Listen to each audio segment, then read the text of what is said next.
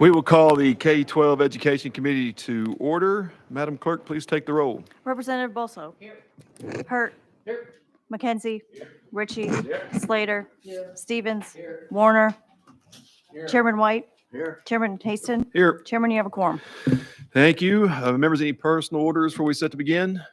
We'll just remind everybody that as you're coming in, if there is a seat, please take it. Only members can stand on the back wall as they wait in line and visit us. But if there's no seats, we'll ask you to please wait outside. We're going to go through the calendar real quick and give you some updates on where some of these are. And item number 4, House Bill 2115 is off notice. House Bill 2591, item number 5, is off notice. I believe the next one's going to be 16, if I'm not mistaken. Actually, on item number 15, we'll be rolling that to the hill. Item number 16, House Bill 1965, is off notice. It's 20, the last one. Item number 20, House Bill 2186, is off notice. All right, hold on. I think there's one more. Item number 24, House Bill 2492, is also off notice. All right, that brings us back to the top of the calendar. House Bill 2922 by Representative Slater. Do I have a motion? Second. Properly motion. Representative Slater, you are recognized on House Bill 2922, and I do believe you have an amendment. Yes, that's correct. It rewrites the bill, and we're working off of 016280. All right, that's what I have. Do I have a motion and a second on the amendment? Properly motion. Members, without objection, since it does rewrite the bill, we will go ahead and vote to adopt Amendment 16280. All those in favor, please say aye. All those opposed say no. The ayes have it. We are back on your bill as amended. You are recognized, Representative Slater. Thank you, Mr. Chairman and committee members. HB 2922 will establish opportunity charter schools. These public schools will serve eligible students who have been historically underserved. Let me start by just listing for you the students that these non-traditional public schools would serve. And there are 8 different items or 8 different types of students that these schools will serve. Students that have dropped out of school, the students who have been or are waiting on or being adjudicated as juvenile delinquents, students who have previously been in a juvenile detention center, students who have repeated 2 or more grades before high school or are a year or more behind in high school, students who are chronically absent, students who are pregnant or mothering, students who are documented with substance abuse issues, and students who have experienced circumstances of abuse or neglect. For these students to be successful, there must be some latitude for the schools that serve them to be assessed based on the unique circumstances of this student population. This does not mean that expectations are lowered for these students. It means that metrics are developed for the opportunity schools so they are not quickly deemed to be failing while making progress with this unique student group. So what are the characteristics of an opportunity public charter school? There are 5 characteristics that I'll share with the committee. An opportunity school can enroll students from any district, and the local funding will follow the student. Secondly, these schools require the Department of Education to develop an alternative accountability framework for state accountability and local charter school evaluation. Like any charter school, the school must first apply to the district, and then fourthly, opportunity schools will only be eligible to operate as middle or high schools. And then lastly, opportunity schools must serve a minimum of 75% of eligible students. And the eligible students are the 8 characteristics that I listed earlier. And if an opportunity school does not meet these eligibility requirements for 3 years in a row, then they must apply to amend their application or voluntarily close. And with that explanation, I stand ready for questions. All right, thank you for that. Members, any questions for our sponsor? Representative Warner, you're recognized. Yes, on this bill right here, there really it's 2 questions. If one of these charter schools wanted to be approved in a district, and the local LEA voted the school down, the charter school down, would that school have the right to come to the State Board of Appeals and try to get overturned? Representative Slater. Thank you, and thank you for that question. Like any charter school, yes, they would be able to do that. Representative Warner. And the second part of that question, I guess, would let's say if we had students that had trouble that we had some troubled students or the students that fit this this category that you're talking about in Marshall County, and we wanted to bring those students to Davidson County and send them to school, would this bill allow that? Representative Slater. Yes. Okay, thank you, sir. Representative Ritchie, you're recognized. Thank you, Chairman, and thank you, sponsor, for bringing this bill. I've got several different concerns, and we've been chatting on this all day long. I think we've got some of the solutions, but just from a record standpoint, I don't know, Chairman, if we might have to go out of committee to go to legal, but under section 1, under F, it says the student is pregnant or mothering. I don't know what the state's definition of mothering is, and that's something that I have a lot of heartburn on, is that particular word, because we could have students that are male, that are fathers, that are taking care of those students that might be exempted or excluded from this right here. So Legal has informed me that there is not a definition that she can read on that. okay. So I guess the overall intent, sponsor, the first question I've got is what under mothering, what is the overall intent for the word mothering on there? Representative Slater. Yes, just being a parent. Representative Ritchie. So I've got an adult son and a daughter that's still in school, and I've never mothered. I don't mother my kids. I father my kids, I guess, is what would be more appropriate. If it said the student is pregnant, which we know females are pregnant, there's no such thing as a male being pregnant. But then when it comes to the word mothering, changing that language out to where it said a parent or somebody who's actively involved in raising a kid or something of that nature would alleviate a little bit of that.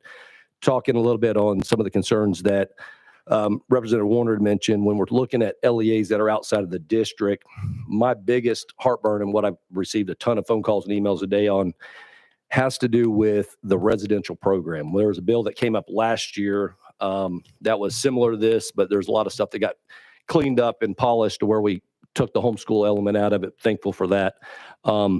But it still does not alleviate the concern that my constituents have when it comes to a residential program. And the example I would give is Blount County probably does not have enough students that would fall under the 8 criterias of an at-risk student to be able to have a full school for a residential program.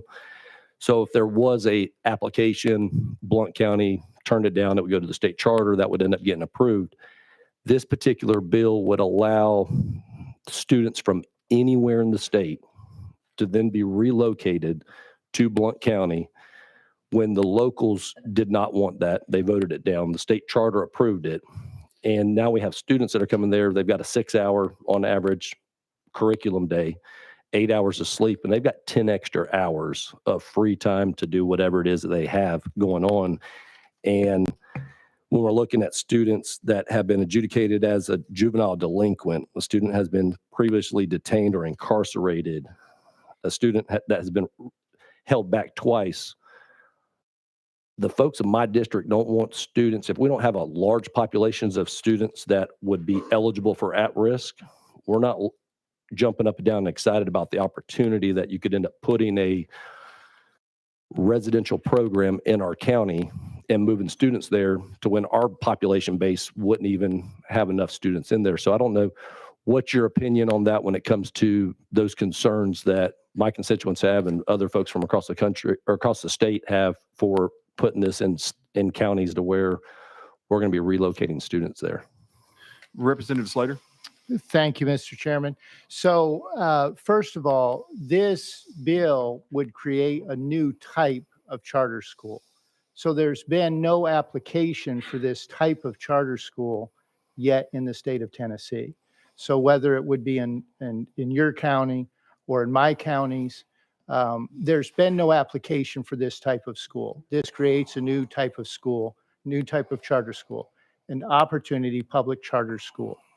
As to your question of would it be possible if there was an opportunity school in one county for students to come from another county, as long as they were eligible as legislation outlines, the answer to that is yes. They could attend that charter school if it had been approved either through the local authority or through the Charter Commission. Last follow-up. Representative Ritchie. Yeah, and I understood that component of it. I read the bill, the amendment. The question is, what advice would you give me to go back and share with my constituents that are saying that they don't want this bill to pass because they don't want the opportunity of a residential program to be placed in Blount County when that's not something that we have a need for to begin with? Representative Slater. Yeah, thank you. And that's a very good question because communities want to know what might be coming to their county, to their area. I don't think that I can give you a legislative answer, but I can give you more of a practical answer. I think that as it relates to this type of a unique type of a school, which this legislation creates, I believe that these schools will end up where the need is the greatest.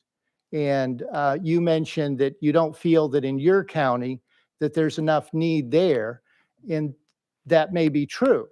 I think that these schools, this new type of school, is going to end up located where the need is the greatest. And that's the type of information that I would take to my constituents. And so that's what I would share with you as well. Representative McKenzie. Thank you, Mr. Chair. You know, we talked about this last year. I will clearly say that this is much better than what was brought last year. So let me start out with that. Let me follow up on my colleague's question. This just should be a quick answer. If your students going from Marshall County to Davidson County, that 30% is Marshall's 30% that they're going to send to the school, not Davidson's county's 30%, correct? Representative Slater. Yeah, thank you, Mr. Chairman. And you're speaking of the funding. I just want to make sure that I'm clear Correct. there. And that is correct. You are correct that it would be the district where the student is coming from. It would be that level of funding. That is correct. Representative McKenzie. Okay. And I got several. I think they're going to be short. But so the current charter school says schools say that you need parents and there shall be a parent rep on the governing body. This charter, this system, this opportunity charter school has a may. Why would we want it to be a may? Are we saying that none of these parents care about their kids? You're not going to be able to find a parent to represent them on the governing body? Why a may? Representative Slater. Thank you. And thank you for that question. And you are correct. It is a may. As you look at the types or the situations that these students come from, whether it be decisions that they've made or decisions perhaps that someone else has made in the family, there may not always be a family member available to serve on the board. We would certainly hope so. And, I believe that parents need to be engaged. I think that that's part of one of the keys to success in learning. But this gives some latitude so that a parent would not need to serve on a board. We certainly wouldn't want a parent, for example, that may be the cause of some abuse to somehow get on that board. Representative McKenzie. Yeah, so just as a comment to that, but you're gonna have a school full of children. Now, I understand that a higher percentage of these kids will probably have parents that aren't engaged and may not, to be quite honest, care about their child's education. But I think within the school you'll be able to find that. So that troubles me. But then I think this is probably why my biggest consternation on this, and again, there's a lot in this bill that I like.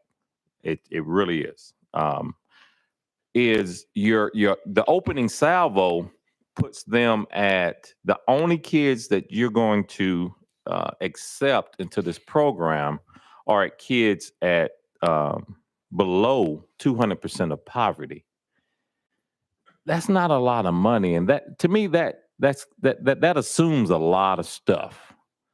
That assumes that only the poor kids are going to need this school that are this at risk. But severely poor kids, because 2 times poverty rate, I mean, what is it, like $60K for a family of 3 or something, or $30K? Yeah, about $60K for a family of 3. So 3 or 4. So that's assuming that a kid who has money, parents have money, but they've fallen into the drug. The drug took them down there. They made a decision to start, but now they're addicts and they need help, and this is a school for them. Or they got pregnant and the mom and dad got money, but this is the best school for them. They're not going to be eligible for this. So you're concentrating poverty in the school, and you're concentrating troubled poverty. I really want to support this, but I think you need to open that pipeline up to more kids, that there'll be some interactions, and you might get a parent that cares deeply and wants to be part of that governing body. Like I said, a lot's been done on this bill, but I don't think we're there yet. I think we can get there. But could you comment on why 200%? And this will be my final question. Why 200% of poverty? That's not a lot of money, and that's limiting a lot of our students that could really benefit from a school like this. Representative Slater. Thank you, and thank you for your question. I don't think it's any secret to my colleague that I advocate for school choice. And as it relates to opportunities for our students, I think that it doesn't always look the same for everyone. As we continue to set policy here in Tennessee, my hope is that we give opportunity to all of our students. And yes, this is there are 2 gates that have to go through. One is the poverty level that you had mentioned, and then one of the other 8 eligible factors. And I think that being very focused on students in those circumstances, I think will be very helpful. Don't forget that part of the opportunity school is that there is some latitude as it relates to what the evaluations may look like of that school. And so I think that's why it's narrow in that way. Representative McKenzie. Yeah, just a quick follow-up. I actually like the evaluations, and I don't think it should narrow that pipeline. So my question to you is, would you consider amending that to open up the pipeline a little? Maybe 400%, maybe 500% of pop. That's not a lot of money. So would you consider that to get a more diverse group of children in that environment? I just believe that when you concentrate troubled poverty like that, you're going to end up with a volatile situation. So would you consider that amendment at some point along as this bill moves? Representative Slater. Thank you. And thank you, Mr. Chairman. And thank you. I would be happy to work with you. I do agree that $60,000, it's about $60,000 to $64,000 is very narrow. And so I think that there's certainly room to work on that particular point. Yes. All right. Representative Ritchie. Thank you, Chairman and sponsor. One other additional question, and again, been on the phone all day long. When we look on page 5, section 10, and then also under section 11, it specifically states on here that these opportunity public charter schools will not be able to be revoked. So this puts them in line with the Achievement School District, which we passed out of this committee. We passed it out of full. It made it to the House floor. And then it got tabled there on the House floor because it's included in on another bill that's coming through the system right now to remove the achievement school districts. So this would end up putting this particular public charter program, these opportunity public charter, as the only two that are not eligible to be revoked. And if we're looking truly at the aptitude, the learning that the students are receiving, there's no type of benchmark with this specifically being included in here. Can you explain a little bit on why that is, and what if we've got one program that we heard a lot of testimony and conversations on last year under the achievement school districts, and how much that's cost the state since it's been implemented, and we're doing away with that, or in the process potentially to vote to do away with that right now? Why would we put a replacement in there with these opportunity public charters to not be able to be revoked? Representative Slater. Well, first of all, I would submit to you that that the opportunity public charter school is not akin to the achievement school district. I think we're apples and oranges there. But I would say this to you, that we are setting up the opportunity schools so that there is targeted accountability. In other words, these are students, as we've already discussed, that are in very special and unique circumstances, difficult circumstances, we can say. And so, though we don't want to lower the rigor and lower the bar, or to expect any less of these individual students, as schools as a whole, we want to make sure that the accountability measures that we have in place for these schools, that there's enough opportunity for them to succeed, the schools themselves to succeed, so that therefore these students that are a very unique student population, that they can succeed as well. All right, Representative Ritchie. And I guess where I'm getting at is the achievement school district is run by the state. And so I understand on there why they would be excluded, or why it specifically states in there that they cannot be revoked. But these are going to be public charters that there's authorizer, whoever's applying, and now there's not going to be an opportunity to be able to revoke those based off of the results. So this isn't even a state-run overall program like the achievement school districts is. That, I guess that's where the disconnect that I've got on why would we specifically put that they cannot be revoked, when up to this point the only public charter at all or anything that could be had that protection was the achievement school districts, and now we're going to include them in there when they're being run under the public charter program. Representative Slater. Thank you, and I think your assessment of this is partially correct. There is more latitude when it comes to the opportunity schools. However, there are, for example, if the enrollment falls below 75% of eligible students, the state board is already going to have in place rules that would end up, would make that school, after a period of time, cease to exist. So it's not that there's, no matter what happens, these schools will continue to exist. So. Representative Ritchie. Yes, but and I read that in here as far as for if they fall below the at-risk student population, that they could end up losing that charter that way. I'm talking about from an aptitude testing standpoint. That's specifically what 4913-122A1 and A3, which is section 11, what that covers. That's the part that I've got a disconnect on. I understand if the at-risk student population falls below the threshold, that's in here. But this is specifically dealing with the assessment component on there. And that's, I just don't understand why we would include that on here. I want to do everything that we can to make sure that these kids, for the way that was described to me is that have somewhat kind of fallen through the crack, that they've got the opportunity to be able to get an education. There's a lot in here that I like. But I've got some really valid concerns. The word mothering, can't support a bill that's got that word in there when we're excluding a male father that's taking care of a student or taking care of a kid. That's one component. The other part, when we look at our communities not having any say and being able to transport kids from anywhere in the state, once the state public charter commission approves that, they could end up just rolling them in. They've got 10 extra hours to do whatever it is that they're wanting to do. And then we're taking the assessment part of it out and saying, hey, we're going to test, but if we're not seeing increases or if it's declining significantly, hey, we can't revoke it. The best case scenario based off of the language and the testimony when the bill is being presented is hopefully that the at-risk students fall below a certain threshold so that it can be revoked that way.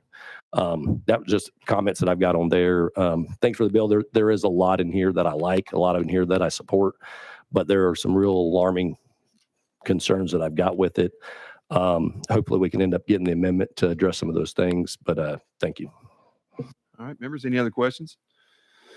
Seeing none, without objection, we are set to vote on House Bill 2922. All those in favor, please say aye. All those opposed say no. The ayes have it. It's on to full education.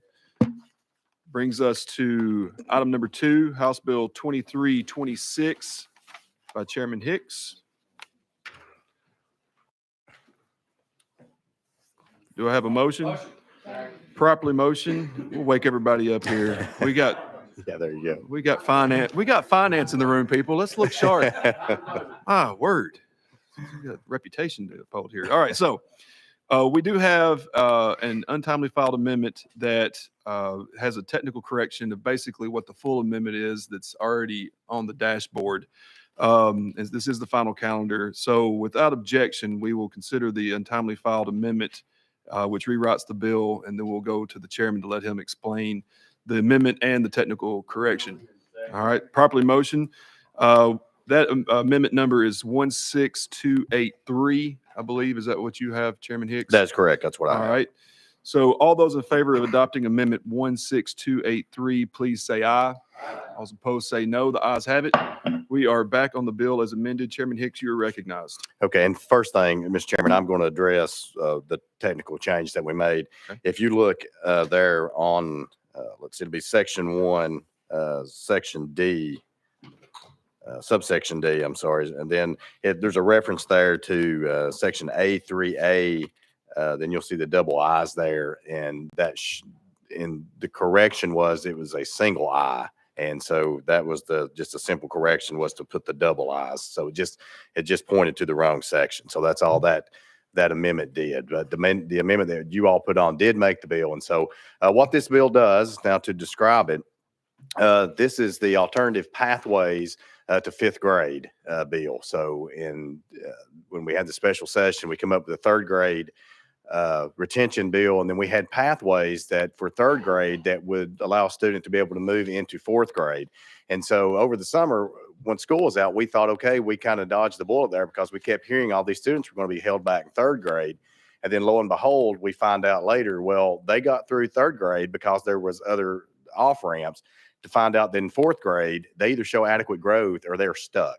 So this bill is going to give us some alternative pathways to be able to get from 4th grade into 5th grade. And the way that we're going to accomplish this is if a student does not show that adequate growth on a TCAP, we're going to give them the opportunity to show adequate growth on those benchmark tests. So that will be the first change. If that happens, if they show adequate growth on those benchmark tests, those students will be promoted and still have the same interventions and academic supports moving on to 5th. Also, if a student does not show adequate growth, what would happen at that point? There would be a parent-teacher conference, which would also include not only the teacher, but also the principal of that school. And the parents, along with those groups, they would sit down and decide if that student should be held back or not in 4th grade. Now, they would also be able to move on to 5th grade at this point. And those students that would be promoted onto 4th grade using this alternative pathway that did not show adequate growth would be promoted with interventions and additional supports onto, again, 5th grade. That's where they would receive those additional supports and interventions. So that's the bill in whole, and I'm ready to answer any questions that you may have. Thank you for that explanation. Members, any questions for our sponsor? Chairman Watt? Thank you, Chairman. Not a question, just thank you for taking this task on. This has been on our plate since January when we came in, and I appreciate you coming up with this and working this, and I totally support it. Thank you, Chairman. Representative Warner? Thank you, Chairman. And thank you for addressing this issue. It's been brought to my attention by numerous parents. Can you explain, go into detail about a couple more of those ways that they can move? Mhm. Will there be a summer camp tutoring program like we have currently now for our 3rd graders for Right. these children in Chairman 4th Hicks. grade to move on? Sorry, Mr. Chairman. So the 3rd grade retention, so we're not changing any of that. So the summer camps are still there, just like that we've always been planning on. Now, 4th grade, we won't get the scores back, has been the problem in before of getting those test scores back to know whether or not that those 4th graders would be able to, whether or not they needed summer school or the learning camps. That's why I didn't include that in my bill, because I'm still just curious to see whether or not the department can get those test scores back from those 4th grade TCAP tests. So that's why, if right now, if a student gets held back, if we didn't do anything and a student gets held back in 4th grade, you say, well, what's going to be the magic bullet? What are they going to get different because they're going to repeat 4th grade? And all it comes down to is that, for my school district, they're going to get the same teacher. So you can't say, well, we'll put them in a different teacher's classroom. You can't say that in my school district because there are no other teachers. And so what this bill, again, what it's going to simply say is you're going to get 4th grade. You would have that tutoring. Well, okay, if tutoring is the magic bullet, then let's just move them on to 5th grade and let them have the tutoring. So that's really in jest, it's what one avenue of this bill, and that's what it does. Representative Warner? Thank you, Mr. Chairman. And one last follow-up. Why couldn't we get those test scores back? Do you know? Have you talked to the department? Have they determined why it'd be sad that we couldn't get those test scores back. No, I don't. I'm sorry, Mr. You're fine, Chairman Hicks. I don't want to put words in the department's mouth. I know, kind of following along in all my spare time, I do watch a lot of footage of the education committees. I think it's very interesting, and that wasn't even a joke. I really do. So, but I know just the timing, because there's that 3-week window, and it's, when TCAP's there in April, and, can you get finished up, and can the department, I have heard it said that department, is going to try to get those test scores out a lot quicker. And so, because you got to remember in 6th, 7th, and 8th, they're doing a lot of this test is online. And unfortunately, or fortunately, however you want to look at it, those 3rd graders and 4th graders, they're still doing it on paper. So. Thank you. Representative Warner?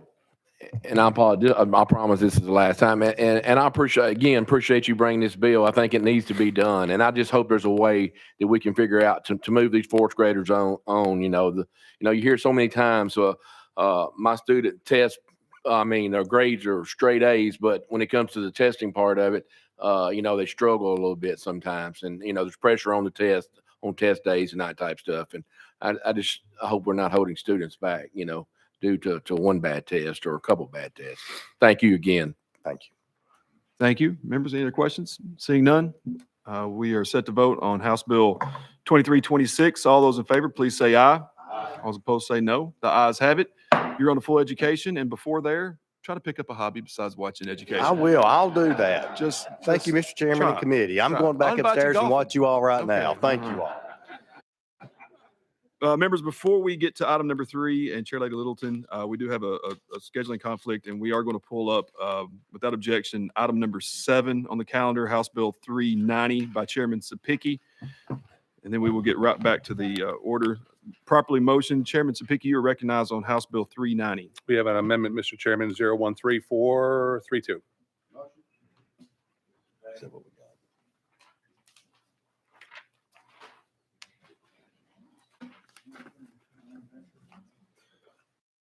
All right, we did not have any amendments in the dashboard here, but since it is the final calendar, and we are considering untimely filed amendments on the final calendar, without objection, we will go ahead. It does rewrite the bill. It does, sir. So give me that drafting code one more time. 013432. Okay. All right. All those in favor of adopting Amendment 13432 indicate by saying aye. All opposed say no. The ayes have it. We are back on your bill as amended. Please describe the amendment. Thank you, Mr. Chairman. This is a cleanup bill. Chairman Lumberg and I, a couple things were brought to our attention, so we're just trying to clean up code with this bill. House Bill 390 removes bullet resistant as a specification for entry resistant film that is required on the glass panel of each exterior entry or basement level window and door for schools constructed or remodeled after July 1st, 2023. The chairman who just left here brought this to our attention. According to those in the safety and the security industry, there is no such thing as a bullet-resistant, entry-resistant film. It doesn't exist. Instead, entry-resistant film can be used as a cost-effective solution for protecting buildings from active shooters by holding glass intact after an attack by reinforcing the glass with an entry-resistant film. The shooter's access slows down and reduces the likelihood of entry into a soft target like a school or campus building. That's the first change. The second change adds to the uniform grading policy that an LEA may not create a local grading policy or procedure that establishes a minimum grade above 0 that a student may earn for coursework. Evidence shows grade inflation can be detrimental to the K-12 system, especially in post-pandemic environment. Also, a Brookings Institute paper on the effects of grade inflation showed that the growing gap between student GPAs and achievement could be contributing to parents' confusion about the extent of their children's needs for recovery supports and an underutilization of recovery programs. And lastly, on the flip side, researchers at Johns Hopkins have also shown that students learn more from teachers who have high grading standards. That's what the amendment in the bill does now, Mr. Chairman. Thank you for that. Members, any questions for our sponsor? Representative McKenzie. Thank you, Mr. Chair. And I was asking, we had a similar bill to the first part of what you were saying last week. So I guess I agree that the whole bulletproof thing is a misnomer and probably sends a false signal out to everyone. So that part I'm cool with. But why are we mixing two starkly different items on one bill in terms of one is about the physical plant and the other one's, I guess more substantive in terms of grading and the students advancing? Chairman Sapicki. Thank you. It's a great question. So this is a bill that has Title 49 pretty much wide open. It's a bill from last year that Chairman Lumberg asked me to file. It's just a cleanup bill in case we catch anything that needs to be fixed. Well, we've caught two things that need to be fixed, and so we just put them on the same bill. Representative McKenzie. Yeah, and 'cause I don't have it in front of me, so I caught part of what you were saying. So this is to make make a number real. I mean, could you explain a little more about what that part does? Chairman Sapicki. Thank you very much. Basically, what we're saying here is if a student earns a 70, they get a 70. If they earn a 50, they get a 50. If they earn a 20, they get a 20. You can't artificially manipulate a grade point. So there are districts out there that have policies where they're going to give a student no less than a 50. Well, you got a student that gets a 70 who works hard. That's unfair to them. That a student that does nothing who deserves a 0, they're going to get a 50. So we're saying stop the grade inflation in Tennessee. All right. Thank you. Any other questions? Representative Ritchie. Thank you, Chairman, and thank you, Spots, for coming in today. I'm going to not be able to support the bill today. Hopefully, we can end up supporting it and when we get in full committee. From a transparency standpoint, I can't even see what's on it. For the folks in my district and my community to actually be able to provide feedback and input, they can't do that. Obviously, there's been enough conversations to have conversations with Senate and with legal and all that, but nobody handed this down to my office so I could translate it over and share it with my community.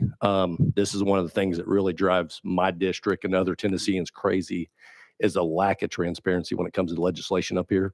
I just hope going forward we can have a little bit more foresight in the legislation to make sure that we can get this out to the public so they can see it ahead of time. Thank you. Chairman Sapicki. Mr. Chairman, there's been no nefarious thing here trying to be done.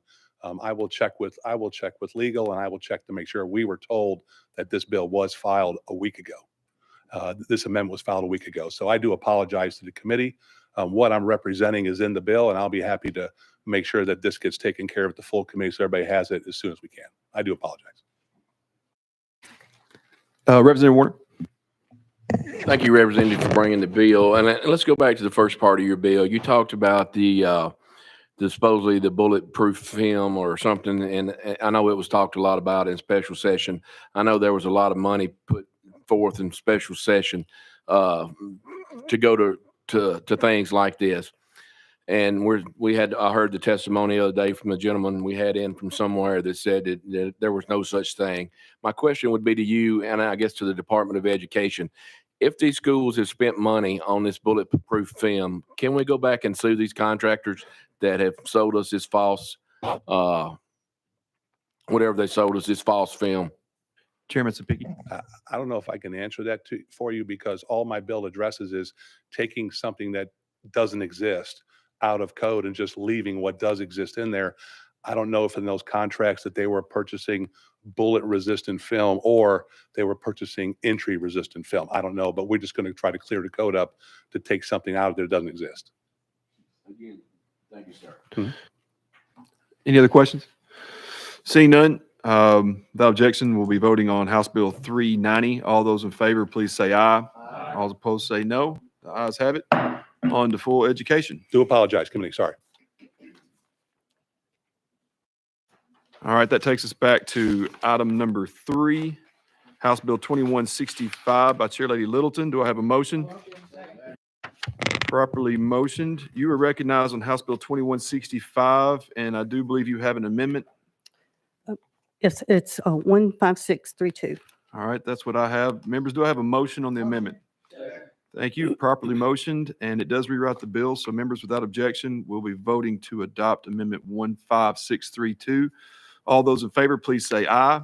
All opposed, say no. The ayes have it. We are back on your bill as amended. Chair Lady Littleton, you are recognized. Thank you, Mr. Chairman. This requires a request made by a student to an employee of the student's local education agency or a public charter school for an accommodation to affirm the student's gender identity to be reported to the school administrator and to the student's parents.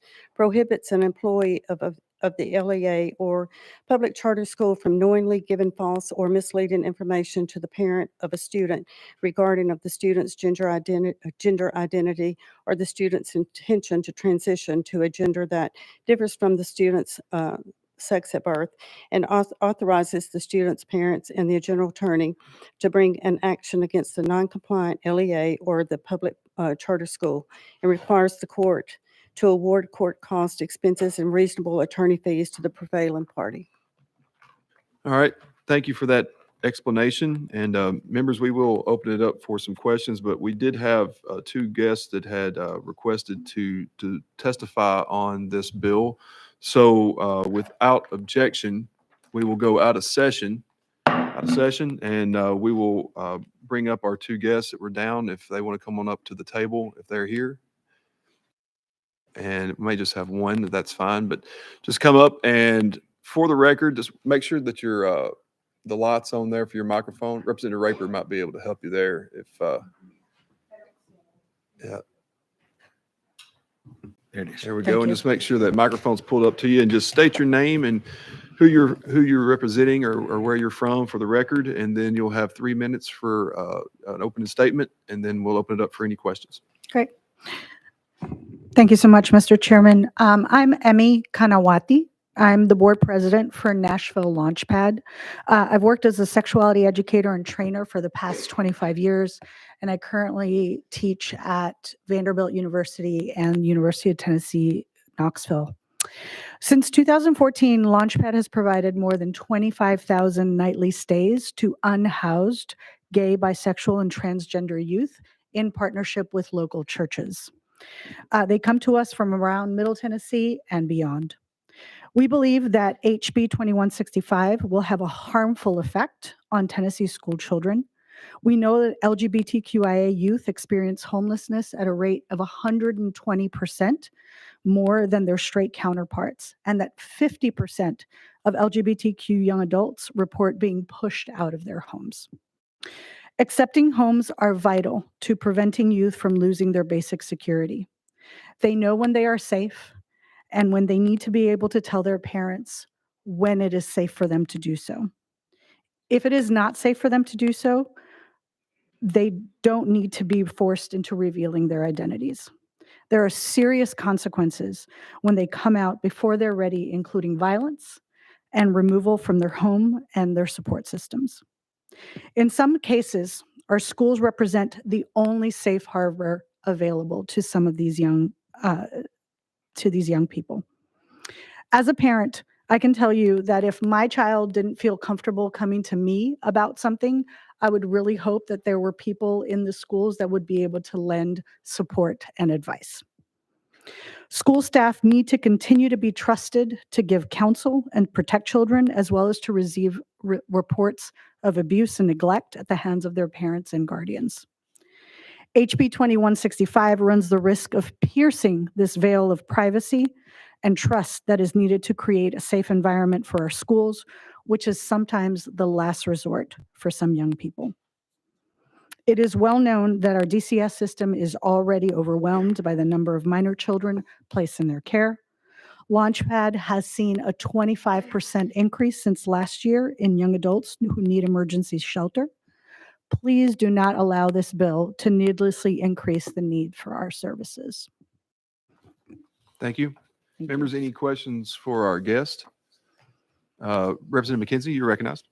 Thank you, Mr. Chair. Thank you for taking time. What it sounds like a really busy schedule, working at two universities to speak to us. You talked about the higher percentage of children who've been outed or come out having being homeless. My question is, and you may not have this answer, because it's probably subjective, but do you have any data on what percent of students come out to their parents as opposed to coming out to someone in the school family, either a peer or a teacher or a counselor or coach or whatever? Do you have any data on that? No, there might be some national data on that, on the amount of students that come out to school staff. I don't know that it's been parsed to be like, oh, you came out to school staff, but not to parents. Yeah. Thank you. Any other questions? Chairman Watt? Thank you, Chairman. No, I'm just sitting here thinking, because we have a lot of bills like this. So my concern is, is there a balance? I understand what you're saying for some students, but I also understand the intention of the bill, that when you have a young person that we may feel could be possibly indoctrinated or things like that. So where is the balance between what we're trying to accomplish? Because I agree with what the legislation, but I also understand there are issues that y'all deal with. Yeah. Where's the balance? So I would say that the balance, when we are holding and centering the needs of this young person and their mental health and their security, that's the balance that we need to be focusing on. And I assume that the other side that you're talking about is parents' rights to knowing what's going on with their children. My concern would be, why does this child not feel comfortable and safe coming out to their parent? And now we've put this child in a really unsafe situation that could end up in violence, certainly, or possibly, and also losing their home. So then they become potentially unhoused. And so now either the state, if their minor child, has to take care of them, or they need to seek out other ways of supporting themselves. Chairman Watt? Thank you. And I understand now. Thank you. You make a good point. But on the other side of the coin, children are very influenceable too and susceptible to things.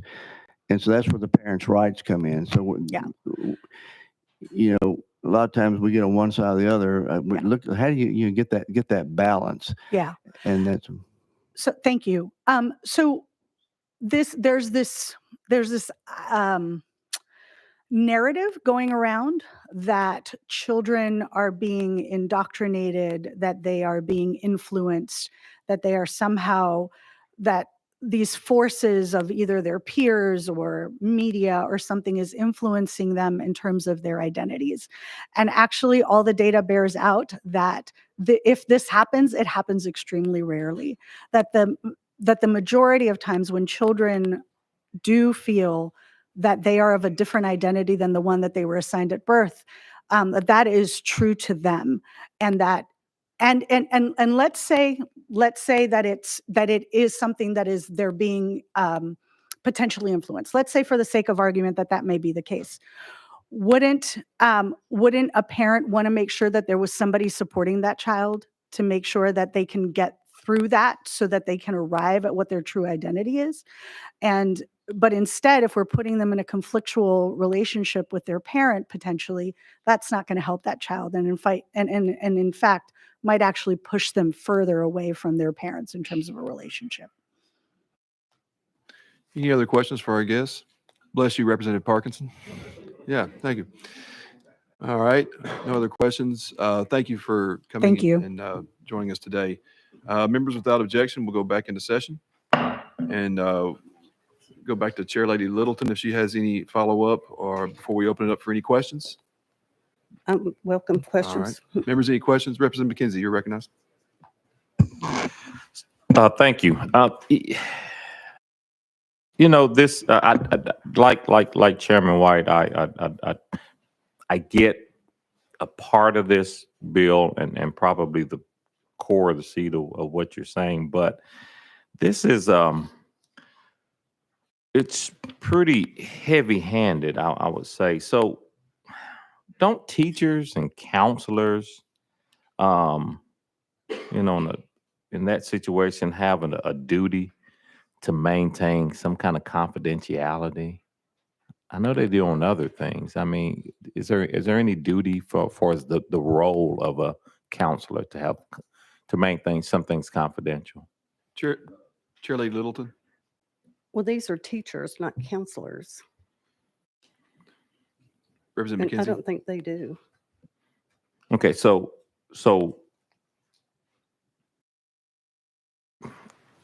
I guess with that said, so only teachers can do it. If it comes to, if the student comes out to a counselor, then none of this bill applies to them, is what you're saying.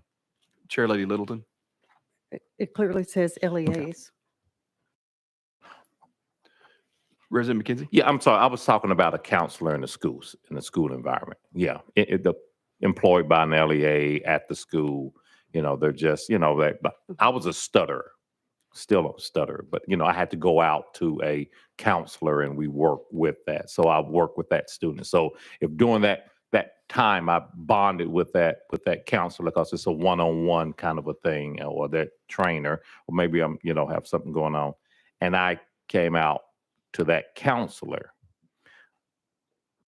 I think this bill forces that counselor to report, that school counselor to report, or that school therapist, speech therapist in this case, to report. So isn't there I just feel, and we may want to go out of session and ask, isn't there a duty in that counselor, that adult figure's role, to maintain confidentiality and not be forced to tell that?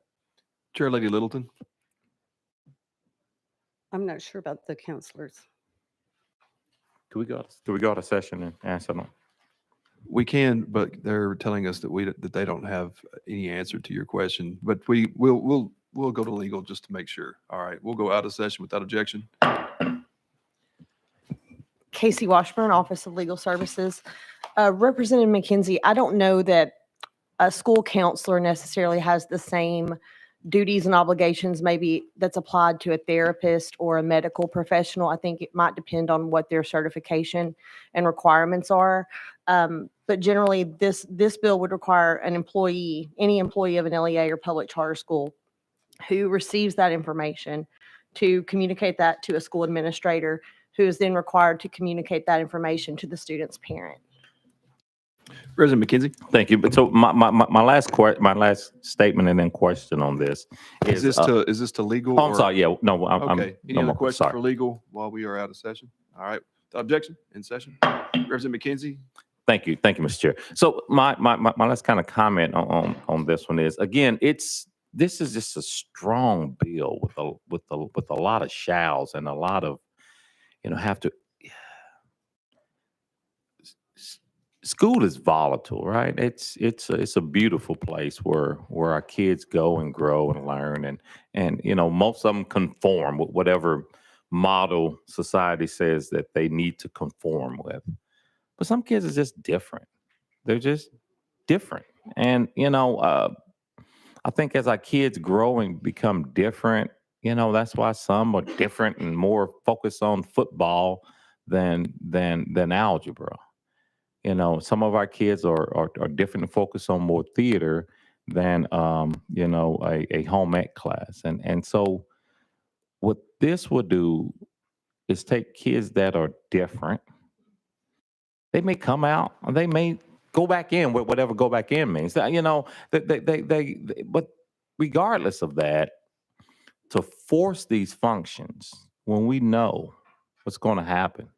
I think most people in this room, if their son or daughter came home and the principal is telling them, your son is gay, daughter's a lesbian, and they're forced to do it, that's the problem. And that student has no control. They just were a nice little 12-year-old that had a conversation with their teacher, and now they're involved in all of this. And we know people are going to be angry.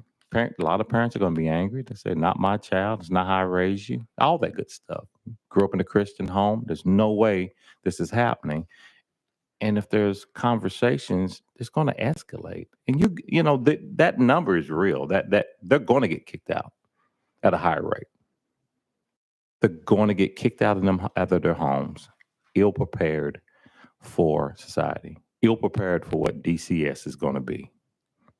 And so I just ask folks to consider some permissiveness in this. There's no room for a permissive. This is shall you, but you have to do it. And then the principle, you have to do it. So that's I don't know how you would respond to that, but that's deep concerns for me about this bill. Again, I get to the core of what you're trying to do, but this bill there's way too little discretion. We just got to talking about fourth grade reading. We talked about that. There's discretion involved. There's conversation. There's no, that there's coming together. But these are all shalls, And so, thank you. All right, Shirley Littleton. Thank you, Mr. Chairman. I'm a mother of 4, a grandmother of 9 now, but if my child went to one of the teachers, it may be both sides, other parents on the other side, they need to know what they're telling their teachers. And the teachers are there to teach. Reading and writing and arithmetic is the way I look at it. And we don't want to put any more pressure on our teachers to have to be giving therapy to children either. So I know it might be different with the counselors, but I think either side would want to know what their children are telling their teachers. Representative Ritchie. Thank you, Mr. Chair. Question on the bill. Question has been called. Members, we are set to vote on House Bill 2165. All those in favor, please say aye. Aye. All opposed say no. No. Ayes have it. On to full Thank you, education. Mr. Chairman and committee. All right. That takes us to item number 6 on our calendar, House Bill 1831 by Representative Raper. Motion. Properly motioned. Representative Raper, you are recognized on House Bill 1831, and I do believe you have an amendment that rewrites the bill. I do. It's 014289. All right, members, without objection, we'll be voting on adopting Amendment 14289. All those in favor, please say aye. All opposed say no. The ayes have it. We're back on your bill as amended. You are recognized, Representative Raper. Thank you, Mr. Chairman. Parents have rights to guide their students' education in conjunction with educational agencies to the best of their abilities. Oftentimes, students are on the border of the age cutoff for grade levels and are slightly immature.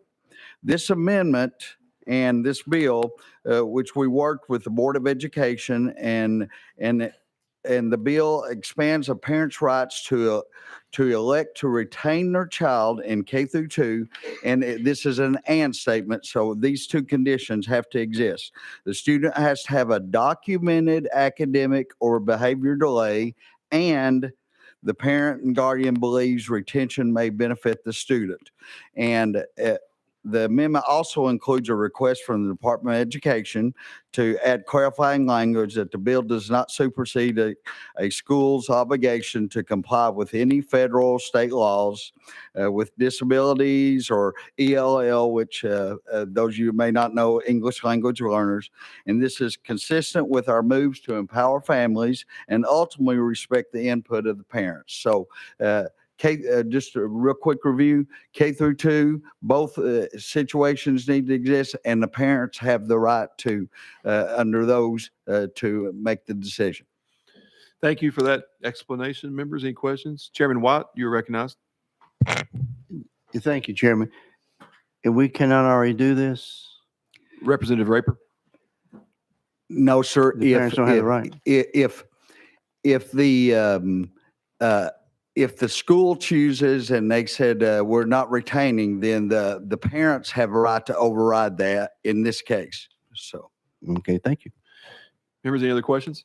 Seeing none, we'll be voting on House Bill 1831. All those in favor, please say aye. Aye. All opposed say no. The ayes have it. You move on to full education. Mr. Chair and committee. All right, that takes us to item number 8, House Bill 664, which is off notice. That brings us to item number 9, House Bill 2028 by Representative Martin. Properly motioned. Representative Martin, you are recognized on House Bill 2028, and I do believe you have an amendment that rewrites the bill. Yes, Chairman, I do. It's 15614.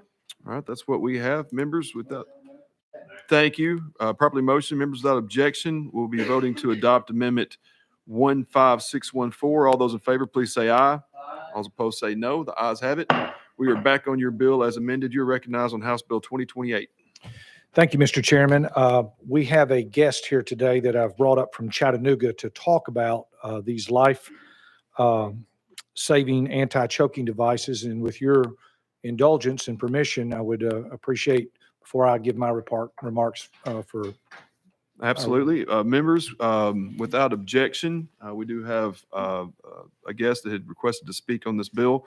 So without objection, we will go out of session and bring up Mr. Cresswell and just have a seat there and make sure that your microphone is on and state your name and who you represent for the record. And then you'll have 3 minutes for statement. We'll open it up for any questions. Hi, my name is Rob Cresswell. I'm here on behalf of anti-choking devices and a foundation called Greg O2. Thanks for letting me speak with you today. About a year ago, my brother was in a national restaurant and in Chattanooga on a Sunday afternoon having lunch with his wife, and he choked on a piece of steak. People in the restaurant panicked. There was just a few people in the restaurant, and one lady tried to get to him to do the Heimlich.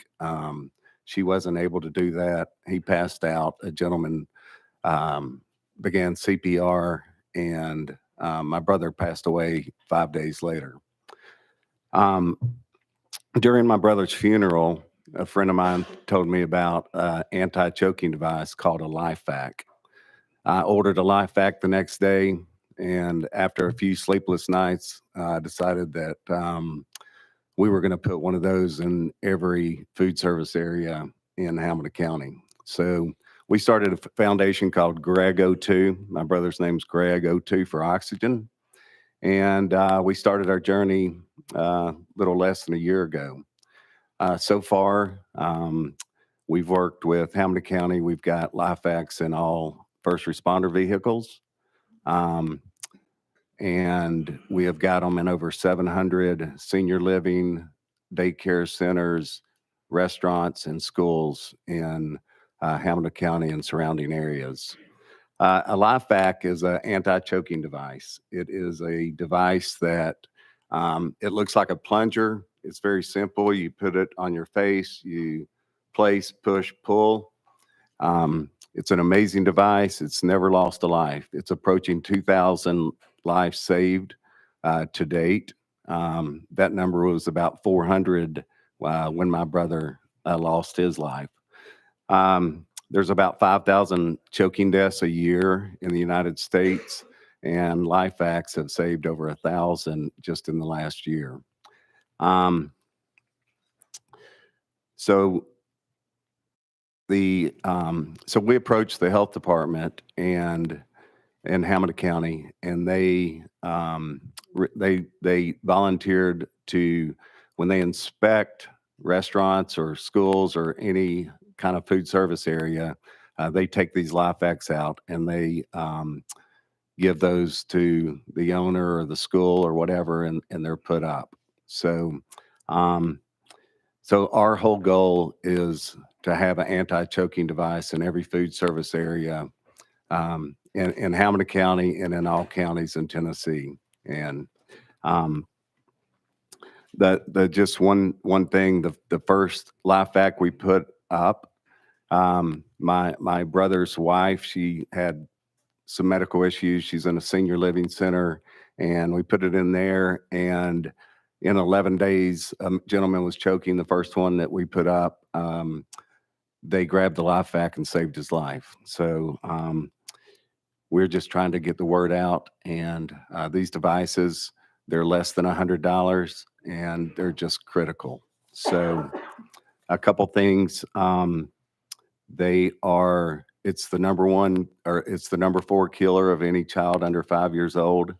It's the leading cause of accidental deaths in persons over the age of 65. Over 100,000 visits a year go to the emergency room. So I appreciate any consideration that y'all could give us to follow our mission. Thank you for that, and thank you for the good work that you're doing. Members, any questions for our guest? Representative Bolso, you're recognized. Thank you, Mr. Chairman, and thank you for being with us. In what position should a person be placed before the LifeVac is administered? So LifeVac suggests that you lay the person down, but at lifevac.net, they have a lot of videos, and they show people saving children's life while they're standing up or when they're sitting down or laying down. It's actually a suction device that creates a suction, so it really, they suggest that, but it doesn't matter which position you're in. It creates 70 times more pressure coming up than the Heimlich maneuver. The Heimlich maneuver is very important. Everybody should know it because we don't always have an anti-choking device. This creates 70 times more pressure than what the Heimlich maneuver creates when you perform that. Representative McKenzie. Thank you, Mr. Chair. You know, folks dealing with tragedy it can take multiple paths, and as they grieve out, for you to grieve and say, I'm going to do something about it, says something about your character. So thank you for that. And I know it's not easy. Even, it'll never be easy. So my heart goes out to you for that. Question. And you say you push it in and pull it out. I'm a little bit of a geek. So does the pushing in bother or cause any problems with the item being lodged as you push into the plunger, or is that so? Does pushing it in sometimes clear it as well? No, no. So no air. It's got a ventilation device around the outside. Okay. So all the air goes out of that. So no air goes down the victim's throat. And then it's got a backflow device. So when you come back out, that's when it sucks comes. Okay. Thank you. Yes. Thank you. Members, any other questions? Thank you for being here, and thank you for your testimony today. Thank you. Members, without any objection, we'll go back into session, and we'll go back to Representative Martin. Thank you, Chairman and committee, and thank you, Mr. Criswell, for your dedication to saving lives in Hamilton County and wanting to make the mission broader to all 95 counties across this great state. His organization, Grego2, has highlighted a need in our county and a need in our state because choking is the leading cause of death in young children and people over the age of 65. The Grego2 organization has worked with the device manufacturer, which as of today has saved 1,900 178 lives. And that number was just updated a few hours ago. Anti-choking devices such as these are FDA regulated. They're non-invasive, negative pressure airways clearance the device. In other words, these devices safely remove food, candy, coins, balloons, and other else what might be stuck in an airway. The Hamilton County Health Department has led the way in funding nearly 1,000 of these devices in first responder vehicles. This legislation begins a pilot program which furthers Mr. Criswell's mission by funding anti-choking devices across the state. We're eventually looking for a $500,000 grant where schools, and that's why it's, I believe, in front of this committee, and first responders would have the opportunity to apply for that. And hopefully we can see not only first responders, schools, but restaurants all across our state have this available. Like many of them are going to have fire extinguishers and defibrillators and other things that help save lives that are in crisis. And with that, I stand ready to take any question. Thank you. Members, any questions? Seeing none, we'll be voting on House Bill 2028. All those in favor, please say aye. All those opposed say no. The ayes have it. You're on to full education. Thank you. Brings us to item number 10, House Bill 2154 by Representative Barrett. Properly motioned, and I believe you do have an amendment that rewrites the bill. I do, Mr. Chairman, and before we get started, I would request a roll call vote. Thank you. All right. Noted. And what is the drafting code that you have? 015094. All right. Members, it does rewrite the bill, so without do I have a motion in a second? Sorry. Properly motion. Without objection, we'll be voting to adopt Amendment 15094. All those in favor, please say aye. All those opposed say no. The ayes have it. We are back on your bill as amended. You are recognized to explain House Bill, 2154. Thank you, Mr. Chairman. Members of the committee, House Bill 2154 is a constituent bill that comes to me directly from the Director of Schools in Lewis County and a member of the board there, seeking to address an issue as it relates to the starting age and the cutoff date for when children are able to start kindergarten in public schools. So this would currently change what is currently in law that says that a child has to be 5 years old by August 15th in order to begin kindergarten. As we know, we already have public schools all across the state that are beginning the school year or August 1st before this August 15th cutoff time. So we have 4-year-olds beginning in kindergarten, and it's causing a great deal of consternation and issues as it relates to an increased number of IEPs, behavioral issues, all of that, where these children are just not quite ready to start school. So this bill would move that date back to June 1st. It would require students to be 5 years old as of June 1 in order to begin kindergarten. And there's also a 45-day period in here until July 15th that would allow local level some discretion to be able to meet with parents and interview the children to see if there is an opportunity for these children that are in between June 1 and July 15th to be able to go ahead and start on August 1 when school starts. And with that, Mr. Chairman, I stand ready for questions. All right. Thank you. Members, questions? Representative Bolso, you're recognized. Thank you, Mr. Chairman. Thank you, sponsor, for bringing the bill. There have been some questions that have been raised about the bill that I'd simply like to give you an opportunity to respond to. One point that has been made is that the legislation is not necessary because parents already have the flexibility to delay a child starting school if in the parents' view the child is not yet ready. What would be your response to that statement, sponsor? Representative Barrett. Well, that's dealing with the opposite end of the spectrum. So what this bill is trying to address is parents that are trying to get their children started early and too soon. So yes, you're right. Parents always have an option to wait and hold their children back if they want to. But what we're seeing in the school system all too often is parents are trying to get their children in as early as possible, sometimes for reasons outside of the best interests of the child or the educational well-being of the child. And so this bill is going to seek to hopefully address that and give teachers at that kindergarten level a much better situation to start with. So we're laying a stronger foundation for these students that when they advance on to the 3rd, 4th, 5th grade, and we're dealing with some of these testing and thresholds that they have to meet, that they're more prepared to do that. Representative Bolso. Thank you, Mr. Chairman. The points also has been made that if enacted, this bill would make Tennessee an outlier because there are only 4 states that have a cutoff date of as early as July 31, and most states, 37 states, have it at September 1 or later. What is your response to that concern that this bill would make Tennessee an outlier? Representative Barrett. Well, I appreciate the question. And I think when we start looking at other states and we're trying to compare what they're doing, I think we need to look at what our outcomes are and then also from an umbrella standpoint and look at the big picture, pull back out from the 50,000 foot view of all the other implications or things that we've implemented over the last several years to try to get our students back on track, particularly coming out of COVID. I would venture to guess that we've been an outlier on some of the things that we've done post-COVID as well. And all are in the best interest of the students. That's what we're trying to do here. So I submit to this committee and you, sir, that this bill falls in line with the overall mission of the state of Tennessee. Thank you, Mr. Chairman. Thank you, sponsor. Representative McKenzie. Thank you, Mr. Chair. I guess my concerns are those in the fact that,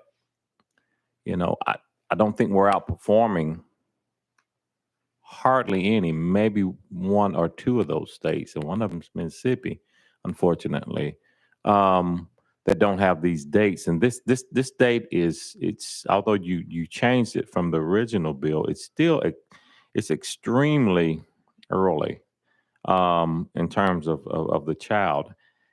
And I guess my second concern is we talk so much about choice here. I don't understand why not let the parents choose. It sounded like you were saying that some parents were using that early date for daycare.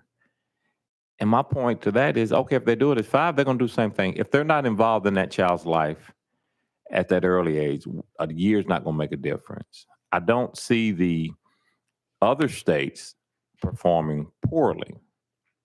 And I think this bill says that a year will make the child a better learner and not get an IEP and not have learning concerns. Most of these children that you say, doing it for daycare, they're not going to be in a high learning environment, in a pre-K environment. They're not going to have the resources. So you're just delaying quality education. It may take an IEP, and an IEP is not a bad thing. Let me be clear. An IEP is not a bad thing to get a child where he or she needs to go. So, and if the parent says my son or daughter, and like I said in the last one, I've had both. I've had two sons that this would affect. One did really well, and one took him a minute, but he got there and did well.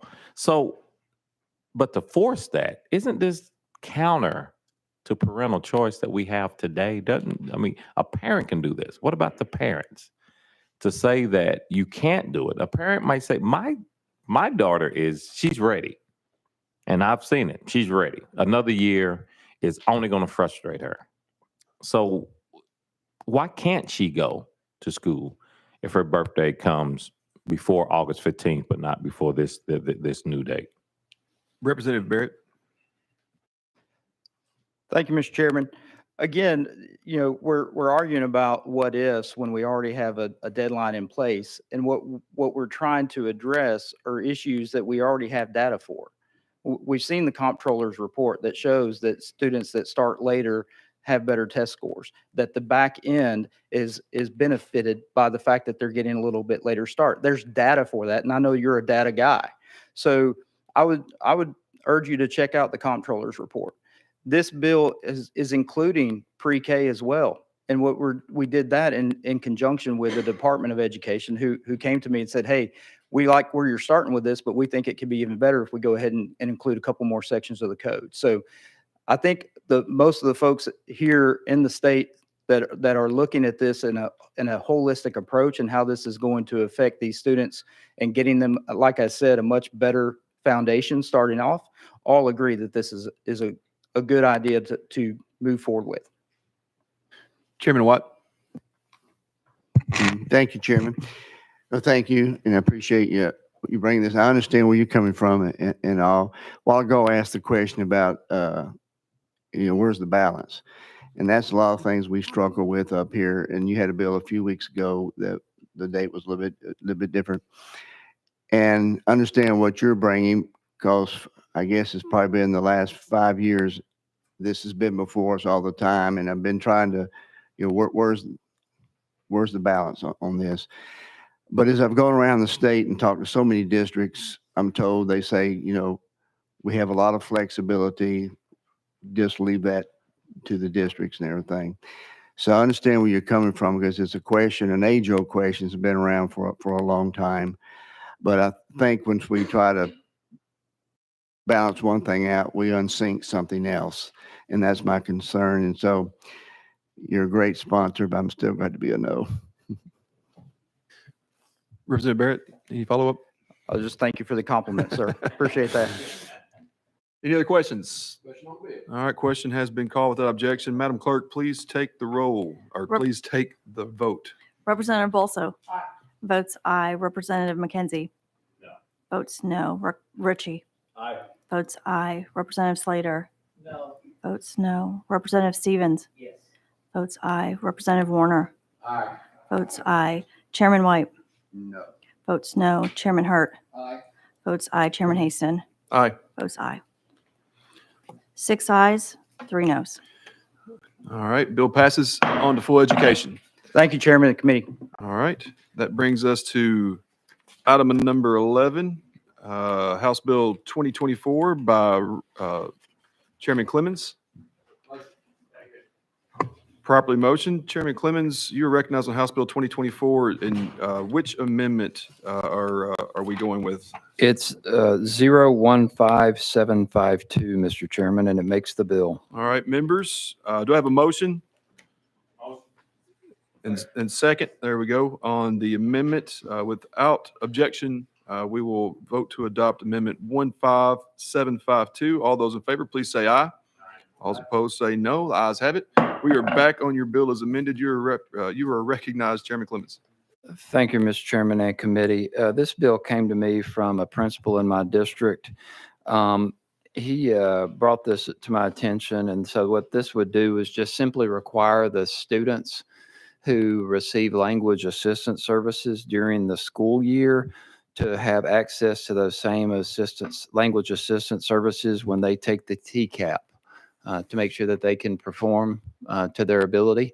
I would hate for any language proficiency issues to have an impact on their test scores or the school as a whole. So that's all this bill does, and it just says that they'll get those assistance services as long as it doesn't compromise the exam. Thank you, and I do believe that the department got comfortable enough to say that they were deferred on it. Is that correct? Okay. Yeah, they drafted the amendment. Okay. That we amended it to reflect their language, but I guess they're deferred on it. All right, Representative McKenzie, you're recognized. Thank you, Mr. Chairman. So this would not assist the students in the reading part of it. So that won't be an unfair advantage the way this bill is currently drafted. Correct, Chairman Clemens? Yes, that's correct. And in fact, it says there in section 1 and 2A that as long as the receipt of language assistance services does not invalidate the assessment. So it's just, our public schools take students as they receive them and they educate them.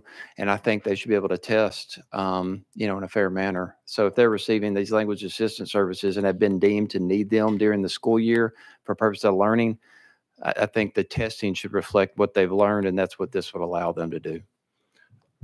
Chairman Watt? Yeah, is there a legal definition to when we talk about language assistance? Yes, sir. And that's the What to- language that the department wanted inserted into the amendment. So the amendment contains that. Chairman Watt? So my question is, if you're helping a student, take an end of course test, is there a person sitting there beside them, a proctor? That the issue was brought to me, as you know, could this be an unfair test advantage if you got an adult sitting there with a child that's taking the test? Is that Could that be included, or is that the language of what the language assistance means? So I'll Chairman just, Clemens? what the language assistance services means in this bill is services designed for speakers of languages other than English that are provided pursuant to the ILP by a teacher with an English as a second language endorsement to the LL students that provide linguistically and academically appropriate accommodations and scaffolding pursuant to that student's ILP that are provided by a general education teacher in the general education classroom to the LL students whose parent or guardian has waived the student's receipt of the services as described in the code. So what that means is they're not there to answer the questions for them. They're there to, let's say if it's multiple choice, they would make sure that that child understands the question and then understands the choices. They're not there to answer that question for them. And that's the reason that language I wanted in there in that subpart A, as long as the receipt of those services does not invalidate the assessment. So there is language to that extent in the code with regards to other the current provision in the code reflects, I think, hard of hearing students that contains that same language that we already provide. Representative Slater? Thank you, Mr. Chairman.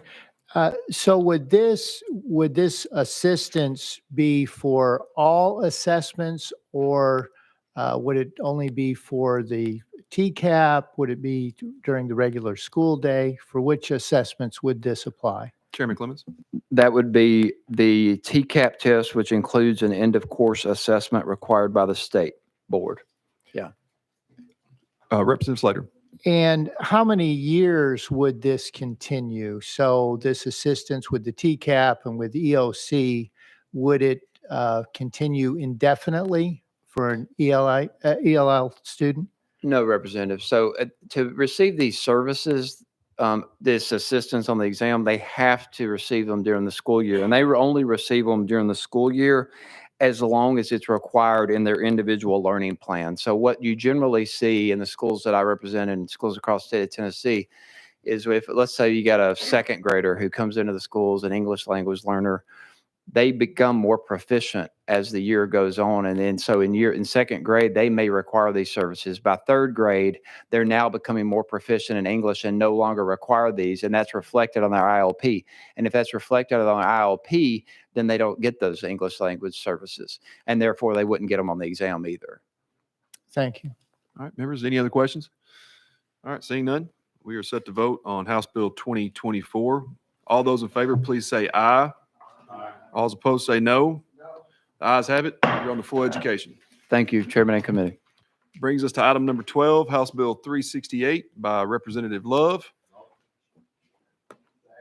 Properly motioned. Representative Love, you were recognized on House Bill 368. It looks like we got a clean bill. First Yes, one in sir. a while. So no amendment. Just right into it. You're recognized. If you'd like to go ahead and vote now, Mr. Chairman, President, I do not mind. Thank you, Mr. Chairman. House Bill 0368. Very simple bill. Simply says that, get my notes here, prohibits an LEA from suspending or expelling a student from school if the student is enrolled in pre-K through second grade. The only exception is if the student's behavior endangers the physical safety rather, of other students or school personnel as determined by the LEA's Director of Schools. Oh, that was my timer. All right. If a suspension takes place, it requires the student suspension to not exceed 3 days. Mr. Chairman, members, the reason we're doing this is because extensive research shows that students who are expelled or suspended are as much as 10 times more likely to drop out of high school, experience academic failure and grade retention, hold negative school attitudes, and face incarceration.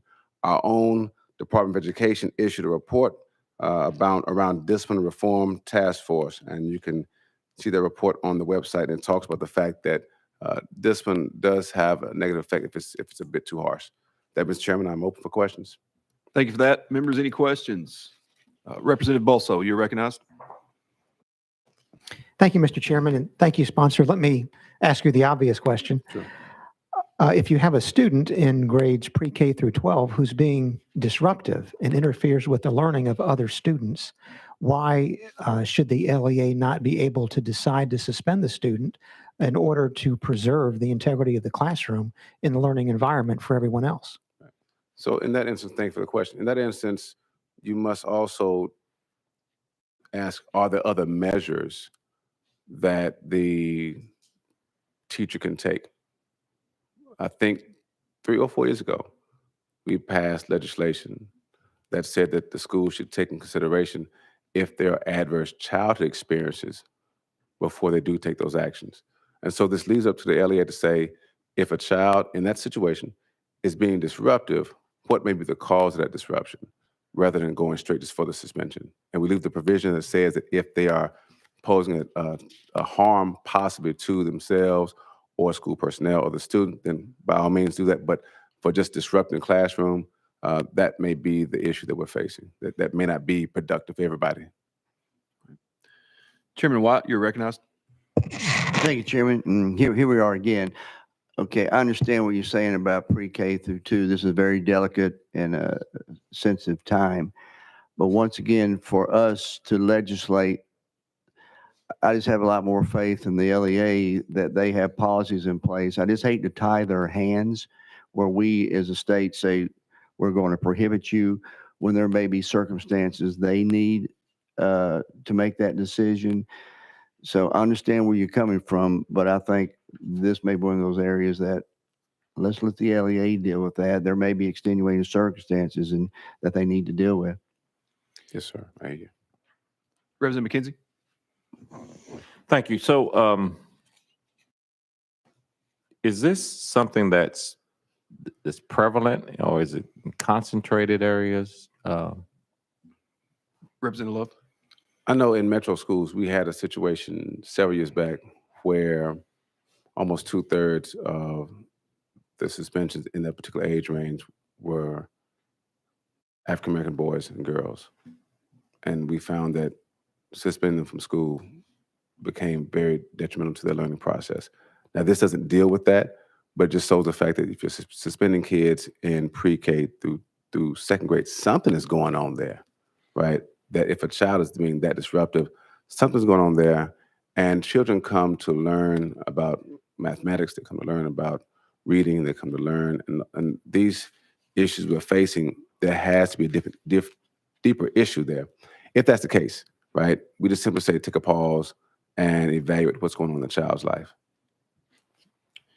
Representative McKenzie. Yeah, that's kind of where I was going in terms of the whys on this one. You know, I too seen data that's similar to that, and it's, you know, with these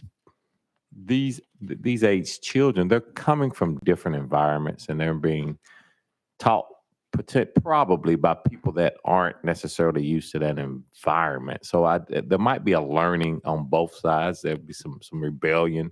They've never been, you know, in this environment. So I guess, are there other things available to these students other than getting put out of school for X number of days? Representative Love. If I could, Mr. Chairman, and I'll refer again to the report. It says that in Tennessee, kindergarten students, of the 1,000, there were 1,669 students that were involved in 3,178 incidents resulting in exclusionary discipline.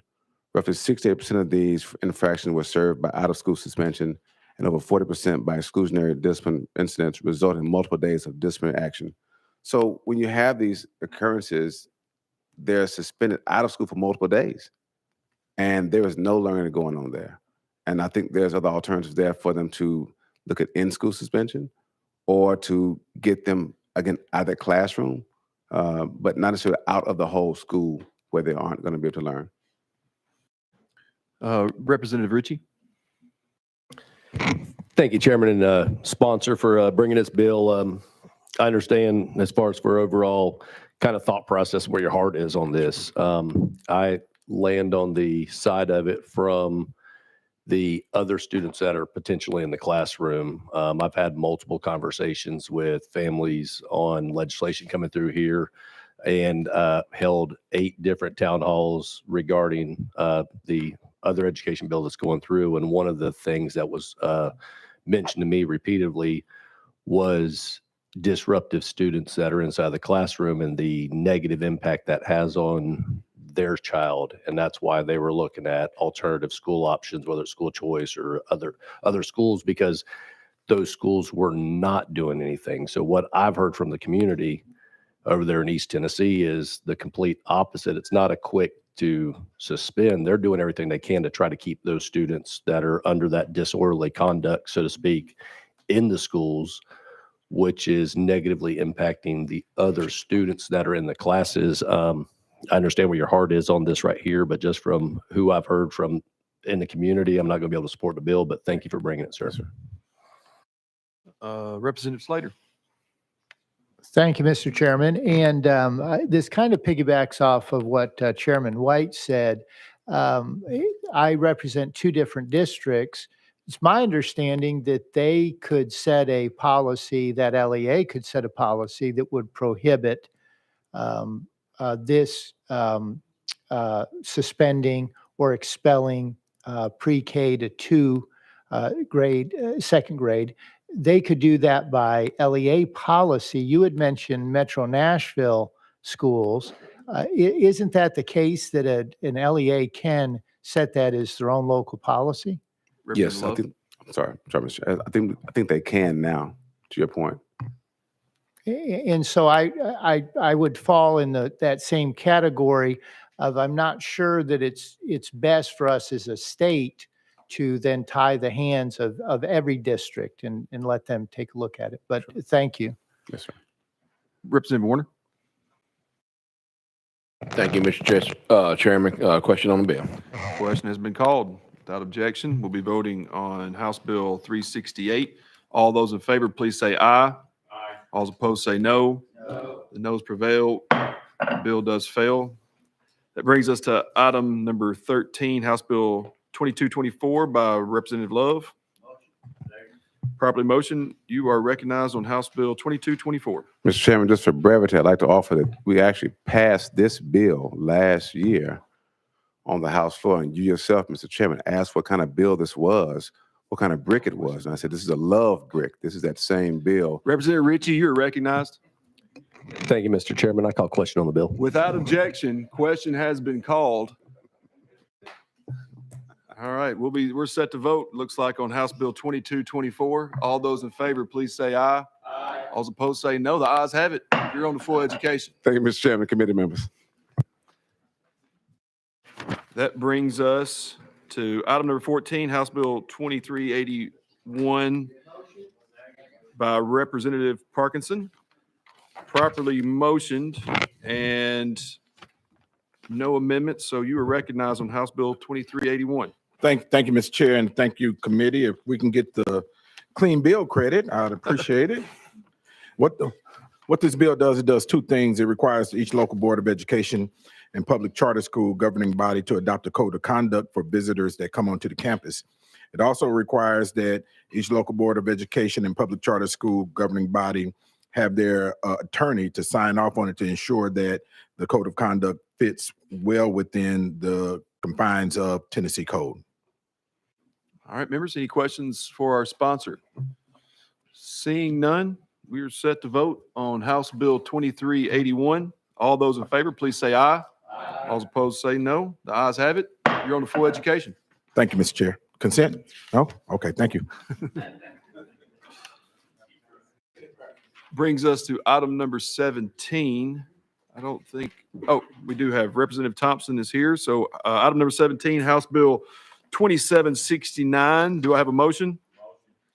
Properly motion. Representative Thompson, you are recognized on House Bill 2769. Thank you, Mr. Chairman and committee. This, of course, deals with pre-K, the part of the voluntary pre-K program. Don't know, I'm assuming that everyone's pretty familiar with it. I'll go over just a few basic things and then to the bill itself. In 2016, the General Assembly passed the Pre-K Quality Act, requiring that the Office of Early Learning is tasked with developing a definition of high-quality pre-kindergarten program and administering a competitive grants program with awards based on quality metrics. And VPK programs must comply with all requirements in law, including completion of pre-K and kindergarten student growth portfolios. And programming must be structured for alignment between pre-K and K-12 instruction. Now, based on that, let's see, in the 22-23 year, the legislature appropriated funds for 944 classrooms. That was 80, according to my figures, a little bit over $86 million. And this bill is to increase those numbers of classrooms to 1,200, an addition of 256 classrooms. And this is, of course, to meet the growing demand for high-quality pre-K, which also serves as high-quality daycare for many young parents trying to make ends meet. The number of income-eligible children enrolled right now is 16,671, with a statewide utilization rate of 89%. This is also part of the Tennessee for Quality Early Education, the TQEE, have lent their support and added this legislation to their 2024 legislative agenda. That's the basics, and I am happy to answer any questions. Thank you for that explanation. Representative Ritchie, you're recognized. Thank you, Chairman. Thank you, sponsor, for bringing a bill. Obviously, pre-K is something that's extremely important. And you'd mentioned some of the numbers there, 86 million approximate dollars before to accommodate 944 of the schools. And we're picking up 256 schools for approximately $24 million. When we end up looking at the overall math there, have you done any calculations as far as or spoke to anybody as far as for where we're going to end up pulling these particular funds? That's my only, I like the overall intent of where we're going, but with such a big fiscal note on there, I'm just concerned whether or not this is actually going to end up getting funded with us being behind on revenue projections and everything else. Representative Thompson. Well, thank you. I appreciate you asking that question. I forgot to mention that these funds should be there's been an excess amount of lottery funds coming in recent years, and this additional funding should be taken care of by lottery funds. All right. Representative Warner. Mr. Chairman, I think you know where I'm going, but if Representative McKenzie did want to speak, I wouldn't be willing to let him speak ahead of me, being the gentleman I am today. Thank you, Representative Warner. President McKenzie, you're recognized. Thank you, Mr. Chair, and I think you all heard that last word today. So thank you for being nice to me today. But I just it really was a follow up to the question. So and I think that's a concern. So in terms of lottery funds, like projections are low on sales tax and income, but the lottery, to your knowledge, is still heavily funded, and that's not going to be a financial burden on the lottery part that pays for this. Is that correct? Representative Thompson. That's my understanding. Yes. Thank you. Any other questions? Representative Warner, you'd like to do the honors? Thank you, Mr. Chairman. Question on the bill. I'd like for you to give the audience what they came for. All right. When Sinatra sang, they wanted to hear my way. You know, that's what they come for. We'll be voting without objection on House Bill 2769. All those in favor, please say aye. Aye. All opposed, say no. Madam Clerk, let's take a roll call vote on that to make sure we get that right. Representative Balso. No. Votes no. Representative Ritchie. Aye. Votes yes. Sorry. Representative McKenzie. Aye. Votes aye. Representative Slater? No. Votes no. Representative Stevens? No. Votes no. Representative Warner? No. Votes no. Chairman White? Aye. Votes aye. Chairman Hurt? Aye. Votes aye. Chairman Haston? No. Votes no. 4 ayes, 5 noes. All right. Bill fails for lack of a majority of ayes. Thank We you, Chair are Committee. moving on to item number 18, House Bill 2234 by Representative Bain. Properly motioned. Representative Bain, you are recognized on House Bill 2234. Thank you so much. Long time listener, first time caller. So excited to be here. So this bill is a bill to fund universal pre-K by taxing the biggest tech platforms in our state. The volunteer state recently ranked 44th in the nation for preschool participation. The state's law participation rates are due partly to the limited nature of Tennessee's existing pre-K program, which only provides funding for at-risk 4-year-olds. Local school districts have the option to participate, as you know, and most do, but offerings vary from district to district. This bill is designed to address the pressing needs of working parents who are struggling to find affordable, high-quality early education programs. Under the bill, every school district would be required to establish a pre-K program, 100% state funded, that is available to all of our 4-year-olds in the community, although because you all love parent choice, enrollment would remain optional. This landmark legislation represents a significant commitment to prioritize education and the well-being of Tennessee's children. But how will we pay for it is the perennial question.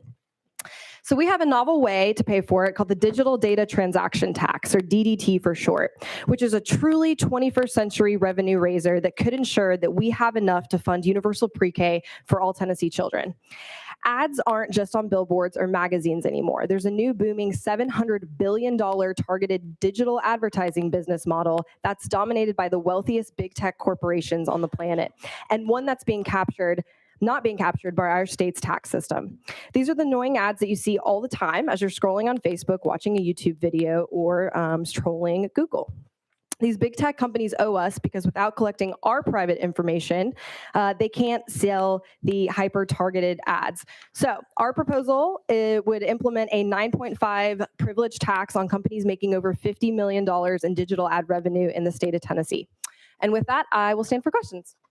Thank you for that. Representative McKenzie, you're recognized. Thank you, Mr. Chair, and thank you for bringing such a big, bold, audacious bill on your first time in front of this committee. I think it speaks to your true commitment for early education. And as my colleague from the next county to the, I guess that's southwest of me, spoke. You know, that K-2 is key. That pre-K is even more. I know some people say that, okay, by the time it's third grade, it tails off, but I'm going to put that on K-2. But that pre-K, those students coming to school with the right vocabulary is huge. So I'll say thank you for bringing such a big bill. And you're right, you know, as you all know, and it's amazing. You have a conversation and the next thing is showing up on your Facebook thread and on your watches, and people in Siri's always listening. I'm totally paranoid on that one. So there is, regardless of this funding, that is a pipeline that billions of dollars are being made. And I think shining a light on that might give some other opportunities, especially in this, you know, where we are as far as our tax collection. So thank you for bringing the bill. Chairman White, you're recognized. Oh, thank you. Well, and I appreciate it. We all support, pre-K. I'm a big advocate of that. Some of you may not know, but about 5-6 years ago, there's a big debate because of Vanderbilt study. We almost lost pre-K because a lot of the controversy was, is it really long-term effective and everything? So the way we saved it is that we created a voluntary pre-K system based upon high quality. And a bill such as this, it would need to be that voluntary pre-K, not just universal, because that's how our grants are out, and make sure that it's more than just a basic pre-K program. As you see from my last vote, I do support pre-K, but a $432 million note and trying to come up with that tax may be a far-fetched, but I understand your intention. Representative Bain, you Yeah, just to recognize. say, we've been in communication with the Fiscal Review Committee, and we've been working with a lot of national tax experts. Maryland is a state that actually has tried to implement this, and other states will be passing this to hold big tech accountable, which I'm sure many of you would agree with. And just to give you, I know the Vanderbilt study is often quoted, but for you all, I don't know if you've heard this, but the study was done on children who were in-state sponsored pre-K in 2009 and 2010. We then passed the Pre-K Quality Act in 2016, meaning the study was done before the certain standards and curricular requirements were placed upon state-sponsored pre-K programs. So just to say that that's a narrative I've heard frequently in the General Assembly, but it's been debunked. And then just quickly to give you an idea, anyone want to guess how much Google made in the state of Tennessee last year? We're here to ask you the questions. Okay. All right. This doesn't work the other way around. But you can give us that answer if you have it. $1.4 billion that they're not paying taxes on. All right, thank you for that. Members, any other questions for our sponsor? Oh, I'm sorry, Representative Ritchie. Thank you, Mr. Chair. Question on the bill. Question has been called without objection. We'll be voting on House Bill 2234. All those in favor, please say aye. All those opposed say no. The noes prevail. The bill does fail. Thank you for joining us today. Item number 19, House Bill 2335 is rolled to the Hill. We've already taken care of item number 20 is off notice. That brings us to item number 21. Members, we have two more bills that have guests here that have been waiting to testify, so we will at least cover these two bills. So we'll be on item number 21, House Bill 1634 by Representative Bolso. Do I have a motion? Motion. Properly motion. Representative Bolso, you are recognized on House Bill 1634, and I do believe you have an amendment, but it does not rewrite the bill. Is that correct? It does rewrite the bill. Oh, it Mr. does Chairman. rewrite the bill. All right. So what is that drafting code? 013578. Okay. Do I have a motion and a second? Motion. Properly motion. Members without objection will be voting to adopt Amendment 13578. All those in favor, please say aye. Aye. All those opposed say no. The ayes have it. We are back on your bill as amended. You are recognized on House Bill 1634. Thank you, Mr. Chairman. Members of the committee, this bill simply involves a tweak to the Teacher's Code of Ethics that appears in 49-5-1003. Currently, Section B10 of the Teacher's Code of Ethics provides that a teacher may not treat a student unfairly on any one of a number of bases, including race, color, creed, disability, sex, national origin, and other things. And the bill simply clarifies that as a matter of ethics, a teacher should not treat any student unfairly on any basis. And so the bill simply takes out the specific categories that are currently in Section 10 and states very succinctly that as a matter of ethics, a teacher may not on any basis unfairly treat a student. And that is the substance of the bill, Mr. Chairman. Thank you for that. Members, we do have a couple of people that were down that have requested to testify. So without objection, we will go out of session. So we are out of session. And if MJ Bearden and Wesley Atkins are here, they may come up and have a seat. And just for the record, make sure your microphone is on. And for the record, state your name and who you represent or where you're from. And then you'll have 3 minutes for comments, and then we'll open it up for questions. Sounds good for me. Good afternoon. My name is MJ Bearden, and I live in Clarksville, Tennessee. I am a transgender person who uses they, them pronouns. This is my third year as an educator in the public school system. I have 3 years professional and 8 years volunteer experience working with public school students aged 3 to 22. I specialize in working with students with disabilities, behavioral conditions, and psychiatric diagnoses. I am here to speak against HB 1634. As a trans person employed by the public school system, this bill concerns me. I am horrified by the thought that, should this pass, teachers would be able to legally discriminate against students. As public employees, it is our job to support all students, not just those that we agree with or would like to have, all students. As a marginalized person who has taught and cared for hundreds of similarly marginalized students, this precedent frightens me. This bill also seeks to remove the term gender identity from the family life curriculum. All major organizations supporting mental and physical health acknowledge the concept of gender identity. Removing this term not only isolates trans Tennesseans, but goes against long-standing recommendations from national experts. Gender identity is not a trend. The term itself has existed for over 60 years, beginning in the 1960s, and trans people have been part of our history for much longer than that. There have been many instances of similar laws being enforced around the nation. We see these consequences not as political protest, but in obituaries. I think of all the young queer, trans, Black, brown, and disabled children who have lost their lives due to this rhetoric. I think of Nex Benedict, a 16-year-old trans person. They died after being assaulted by peers in a public school bathroom. I think of the 32 trans people murdered in 2023 alone.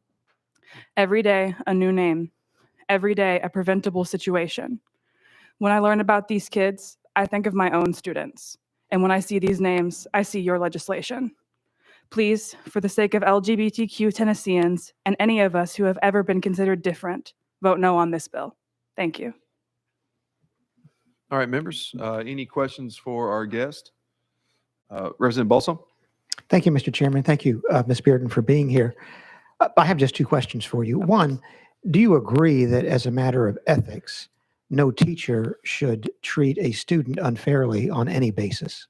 I do agree. However, when I was reading up the synopsis on the bill, it said that certain types of discrimination was like removed. So certain protections were removed from this bill. So it's not just, saying that you can't discriminate against anything. The way that the bill was written that I have read said that there were certain protections that have been removed.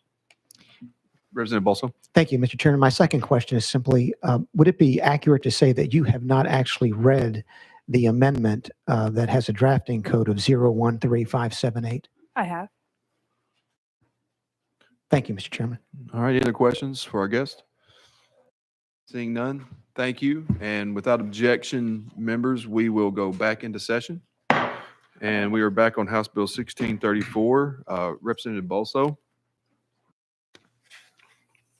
Thank you, Mr. Chairman. The only additional comment I'll make is that the bill simply specifies that as a matter of ethics, a teacher should not treat any student unfairly for any reason. And Ms. Bearden conceded in her testimony that, in fact, that is a proper ethical standard. So I'd urge committee members to vote in favor of the bill. Representative McKenzie, you're recognized. Thank you, Mr. Chair. And to the sponsor, you're taking out a few words, but this is not a simple bill. This bill does a lot, and you know it does a lot. This bill, do you, and I want to get this on the record, do you feel this bill is unconstitutional? Representative Balso? Thank you, Mr. Chairman. First, I would not use the verb feel. My position is that the bill is entirely constitutional because, we have a Tennessee Constitution. Article 1 sets out a Declaration of Rights, and this bill in no way violates any section of Article 1 of the Tennessee Constitution. So in my legal view, Representative, yes, this is constitutional. Representative McKenzie? Thank you. And I use the word feel intentionally. You keep referring to the Tennessee Constitution. We have another one. That word united means a lot to me and should to all of us. We are a state and we do have a constitution, but there's a higher constitution. A lot of folks may not believe that. But do you feel this bill violates the United States Constitution? Representative Balso? Thank you, Mr. Chairman. Once again, it's not a matter to feel whether something is constitutional or not. It's demonstrable whether something violates a constitution or not. And here, we're simply dealing with a teacher's code of ethics that's in Title 49. And specifically, we are amending the teacher's code of ethics to state explicitly that as a matter of ethics, a teacher should not treat a student unfairly on any basis. And there's no part of the United States Constitution that this provision would arguably violate. Perhaps you may be referring to the Equal Protection Clause or the Due Process Clause of the 14th Amendment. But once again, we're dealing here with state law regarding teacher ethics, and having a bill that provides that all teachers must treat all students fairly is 100% constitutional. Representative McKenzie. There was a lot in that answer. You basically said it does not, and that it does violate the 14th Amendment, because it does, and you know it does. It does not violate state, but I get it. But there are multiple hurdles involved, so thank you for that. And I keep using the word feel because we've been inundated with bills like this, so it must be something you're feeling. So I'm trying to get to why these bills keep coming before the committee, but let me ask, why not focus on race? Why not add race to it? Just, there should be no protections as it relates to race in the state constitution. And this bill still has that in it. So why not take that out of this bill? Representative Bolso. Thank you, Mr. Chairman. If I understand the question correctly, it is, why do not we have a provision in the teacher's code of ethics that says a teacher should not treat a student unfairly on the basis of race? Well, the answer is that although that's true, it is also true that a teacher should not treat a student unfairly on any other basis, whether it's a student's sex, national origin, color of hair, size, preferences. I mean, there is absolutely no reason to have a code of ethics that would justify a teacher in treating a student unfairly on any basis. And so, although certainly race falls within the term any basis, so does everything else, which is the way that the code of ethics should read. Representative Warner. Thank you, Mr. Chairman. Question on the bill. Question has been called. Members, without objection, we'll be voting on House Bill 1634. All those in favor, please say aye. Aye. All opposed, say no. The ayes have it. On to full education. That's going to bring us, we're going to bring up item number 30 on the calendar. Without objection, members, if you'll turn to page 30 in your hymn books, we are going to go to House Bill 2678 by Chairman White. Properly motioned, and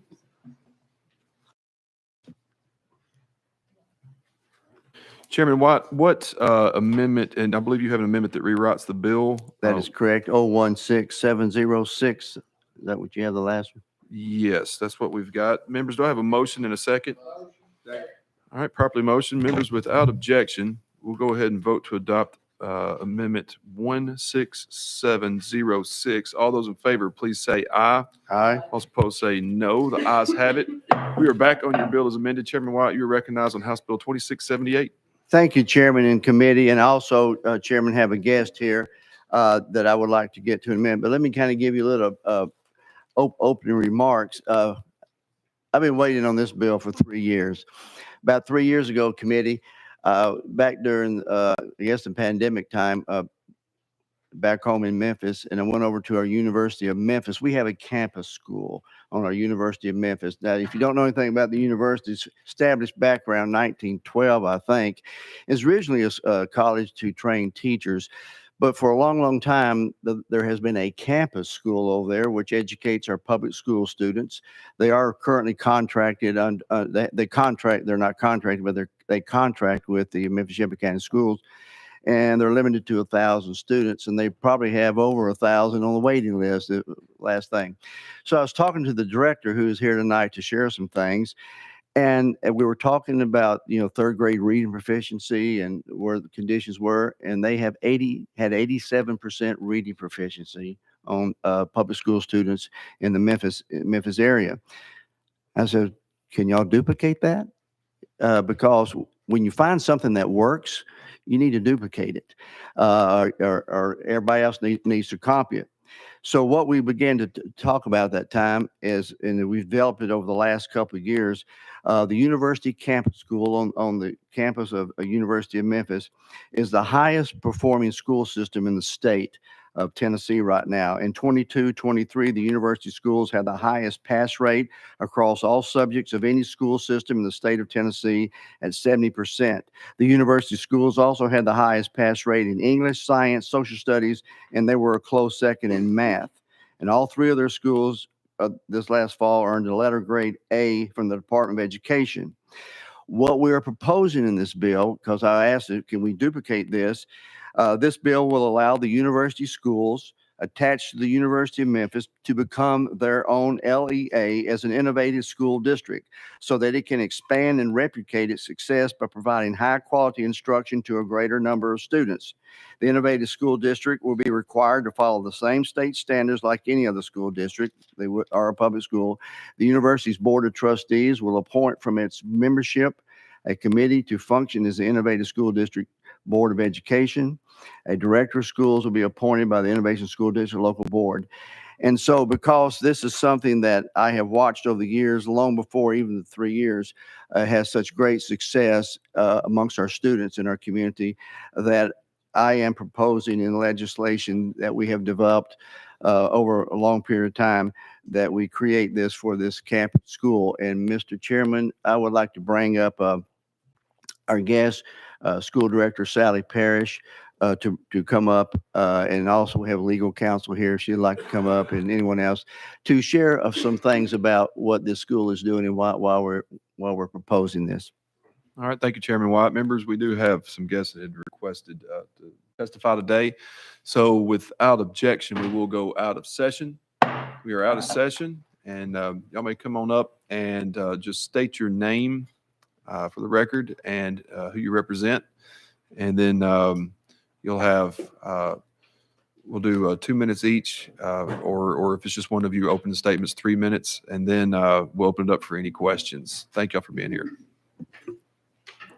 Wonderful. Thank you so much, Chairman. Thank you, Representative White, for your support, advocacy, and for the kind words. You did such a wonderful job sharing about our schools that I'm not sure I have much more to contribute. But my name is Dr. Sally Parrish. I serve as our Associate Vice President for Educational Initiatives at the University of Memphis. I'm here with my colleague, Mary Tucker, who oversees all of our legal and policy for our schools.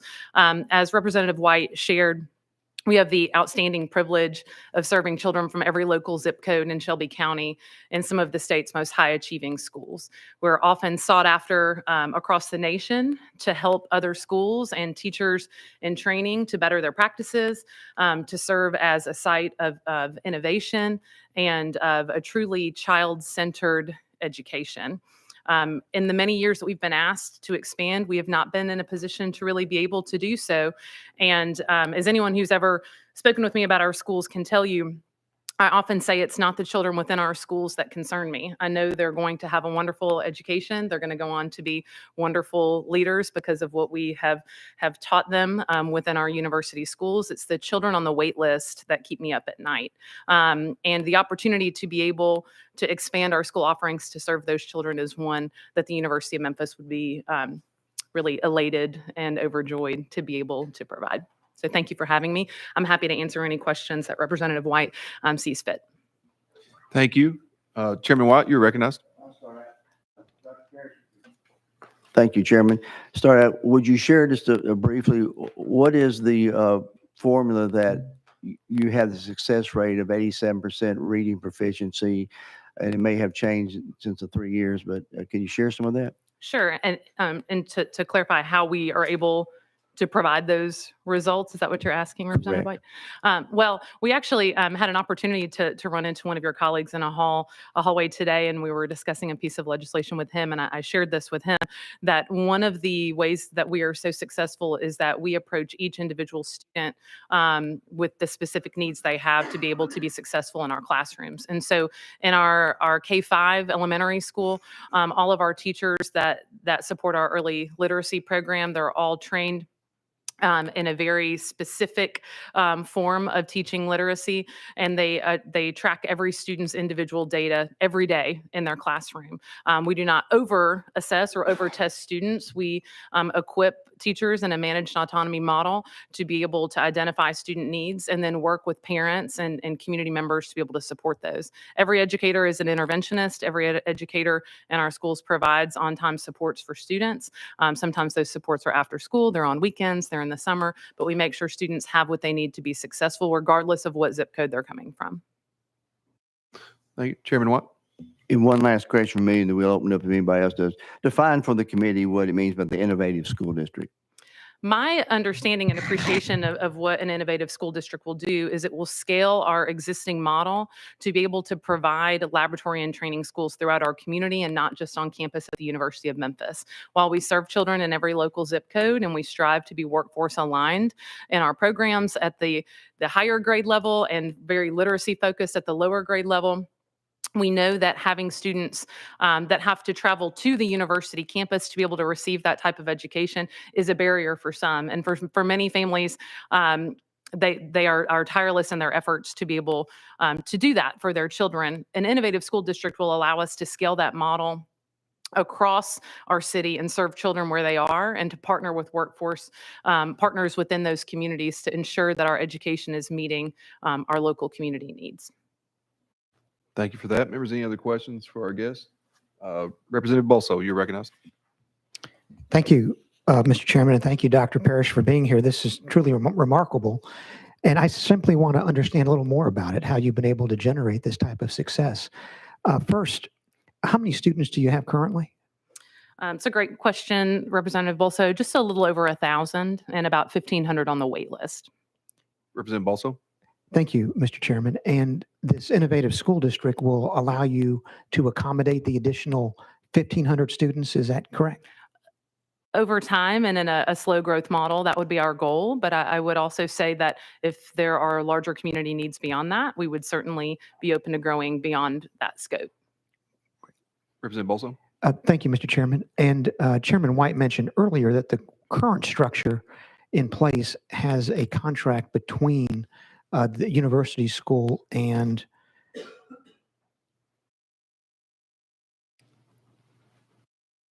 the Shelby County, Memphis County Schools, excuse me. That's right. And what's the nature of the contract? That is, what are the terms of that contract? In short, and certainly I may ask my colleague to jump in if I miss anything, but in short, for the duration of our existence, there is a current law that allows for universities to operate training schools, which we are. In that law, it suggests that training schools have the opportunity to contract with an LEA. It doesn't specify which LEA, but an LEA. And so the university has chosen to partner with Memphis Shelby County Schools in developing a contract that allows us to serve students. The basic terms of that contract outline how the funding flows from the state, local, and federal funding streams through the district into the university to operate schools as we employ all of the teachers. They're university employees. These are university buildings, space, supplies. So the contract identifies those terms, identifies terms for food service, special education service, testing and assessment, some basic operational tenets, and then also specifies that the operation of the schools are wholly under the jurisdiction of the university. All right. And is Memphis City Schools in favor of this proposal to break out the university schools into an innovative school district? That's a wonderful question, Representative Bolso. I have reached out to schedule a meeting to discuss and have not heard back. The one individual I did hear back from, our school board chair, did speak very vocally in support of scaling innovation and serving more children in the Memphis community. I can't say that individual spoke on behalf of the entire board, but that was certainly their perspective. There are many wonderful individuals that work with Memphis Shelby County Schools, and they certainly have a much loftier population to serve and larger needs perhaps than sometimes we are perceived as having. But what I would offer is that the children in our schools, they certainly do matter. The children on the wait list matter, and we want to be able to meet those needs in partnership with every one of our local school districts if we can. And I take it, excuse me. Representative Bolso? Thank you, Mr. Chairman. And would it be correct to say that if this bill in fact passes in just a few minutes and is enacted into law, that your structure at that point becomes that simply of an LEA where you'll be getting the funds directly from the state and operating just as any of our LEAs across the state operate. I suppose so. I'm looking at Representative White because I just work with the kids in the schools. I'm not a lawmaker, but that's my understanding. Chairman Hurt. I'm sorry, Chairman Watt. I just respond, that is correct. They will be an LEA, so the funds stood going through the current systems it goes directly to that LEA. Great. Thank you, Mr. Chairman. Chairman Hurt. Thank you, Mr. Chair. And Representative Bolso kind of touched on what I was headed toward, was kind of how this would change your structure of the flow of funding from how it is now to how, if this bill passes and moves on, how it would look. So I think we got some clarity on that. But I did want to take the opportunity just to say, this was put on my radar a couple of years ago and through some committees. I think we had a presenter a couple of years ago. And just to say thank you. I'm glad Chairman White is taking this step to get you all where you need to be. And just thanks for the services you provide to those students. Thanks to all the schools, but you guys are getting exceptional results. And I look forward to seeing what you do if this passes and you're able to expand. So thank you. Thank you for the opportunity. Representative McKenzie. Thank you, Mr. Chair. And I too was fortunate enough to hear the presentation about the wonderful things you all are doing. But I do have some questions and some concerns. But my questions are the makeup, how you get to your 1,000 students. Is it true that 30% of them come from faculty? No, that's not accurate. But so I'm happy to Yeah, it's not clarify. In our most recent contract with Memphis Shelby County Schools, we established enrollment goals with the district that we would strive to reach. And the goals that they asked us to meet were 30% faculty, staff, 30% families from a 2-mile radius of the university, and then 30% of our students would come from the larger county. And what we, in reality, what that looks like is about 10% of our students are children of faculty. This is across our entire compendium. 10% are children of staff members. And the staff is an important asterisk to denote, because what that means is you could be the child of our athletic director, a senior executive position, or you could be the child of the gentleman who mows the grass at the athletic complex. So staff is a pretty wide distinction for us at the University of Memphis. Those two, faculty, staff, are about 20% right now of our total students served. About a third come from a 2-mile radius around the university, which is drawn intentionally to be able to capture families from a really diverse geographic area. So for those of you familiar with Memphis, that would get you into some of the higher socioeconomic status neighborhoods, and then it would also take you into some of the significantly lower socioeconomic neighborhoods.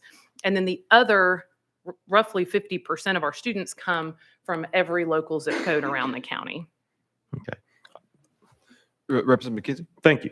So help me understand how this is going to work, because it sounds like the whole university school system is built on a campus, or built off of a university campus, hence the name. So we're breaking that model and we're going off campus with students and brick and mortar buildings scattered but off campus. I don't know where those are going to be. How is that going to look? Because we're dealing with, be honest, charter schools saying, well, we don't have enough money to build buildings. We need to take the public school buildings. Are we going to have another level of that? Because you're getting full funding now and you own the buildings. You're not, Memphis Shelby County's not paying for maintenance and lights and all that's being done. So I would say there's a premium in that, right? That you're going to lose when you have to start replacing all light bulbs. Oh, no. I would say, so please help me. Yes, thank you. That's why I'm asking. Representative McKenzie, we sure do pay for those lights. No, I'm saying out of. I'm happy to answer your question. So, I understand your concern. Yeah, so let me answer directly. So, all right, so the building you all occupy, the maintenance that University of Memphis staff does, the food that all of that is paid for out of your allocation for Memphis Shelby? That is correct. And I'm going to try to answer all of those questions, Representative McKenzie, but if I miss anything, please let me know. The first point you mentioned, breaking that model, of the model of having our campus schools on campus. And I think that this is more of scaling that model and making it more available to families throughout our community. It's certainly not breaking a model. It's taking a model that has been successful for 110 years and making it more available to the children in our community who deserve it. Now, does that mean taking our model off campus and out into the community? Yes. And we've had recent success in doing that with the Partnership Early Childhood Center in Orange Mound.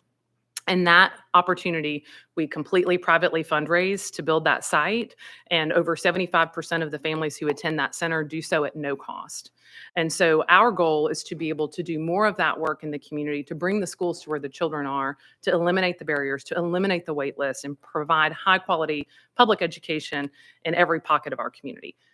The building piece to that is a challenge. And our current funding model, so we spend TISA funds just like every other public school, and those are the funds that we use for the upkeep of our buildings. That's the funding we use for all of our maintenance and operations. We pay landscaping, custodial. That's where I buy my light bulbs. And I tell you, those funds go fast. But what I'm proud to say is that 87 cents of every dollar we spend goes directly to the children we serve.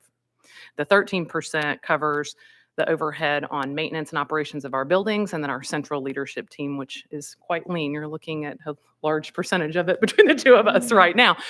Now, as we look to scale that model, we'll be partnering across the community to do feasibility studies in specific neighborhoods to identify opportunities for partnership as it relates to specific space needs to support high quality schools. We know in Memphis that we have empty, blighted buildings and neighborhoods that are not only not contributing to education, but they're contributing to crime.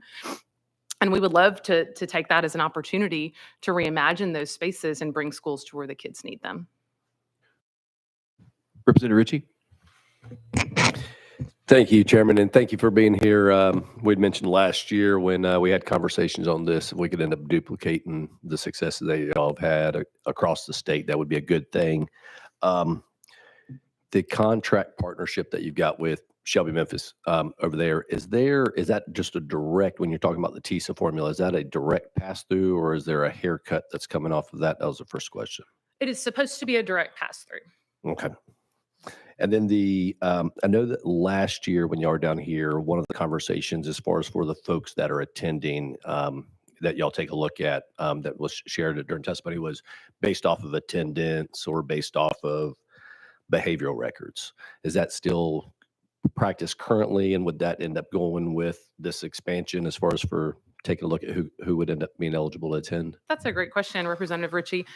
What the representative is referencing, for those of you that are not familiar, is that in our current model, there's no academic requirement for entry. So this data that we're producing across our schools of the highest success rate in the state of Tennessee, all TVOS level 5 scores for growth and straight A schools, we're doing it with no academic requirement to get in. We don't even look at grade point averages or test scores or any of that, other than to ensure we're providing the right fit education for each student with the instructional model we provide.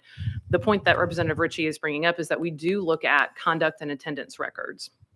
What we do when we review conduct and attendance records for a student is that if you have had more than 15 absences in a school year that are not documented due to a medical concern, or if you have conduct records that are at a certain category level of concern, then we ask for the student, which typically is an ask to the family, to provide some sort of documentation from their prior school to let us know if there's a special consideration that should factor in for that student. As we expand, I think that's going to be a decision for our board to determine, is that scaling too, or will there be a different way to approach those conduct and attendance concerns as we grow in scope and size? It's a great question.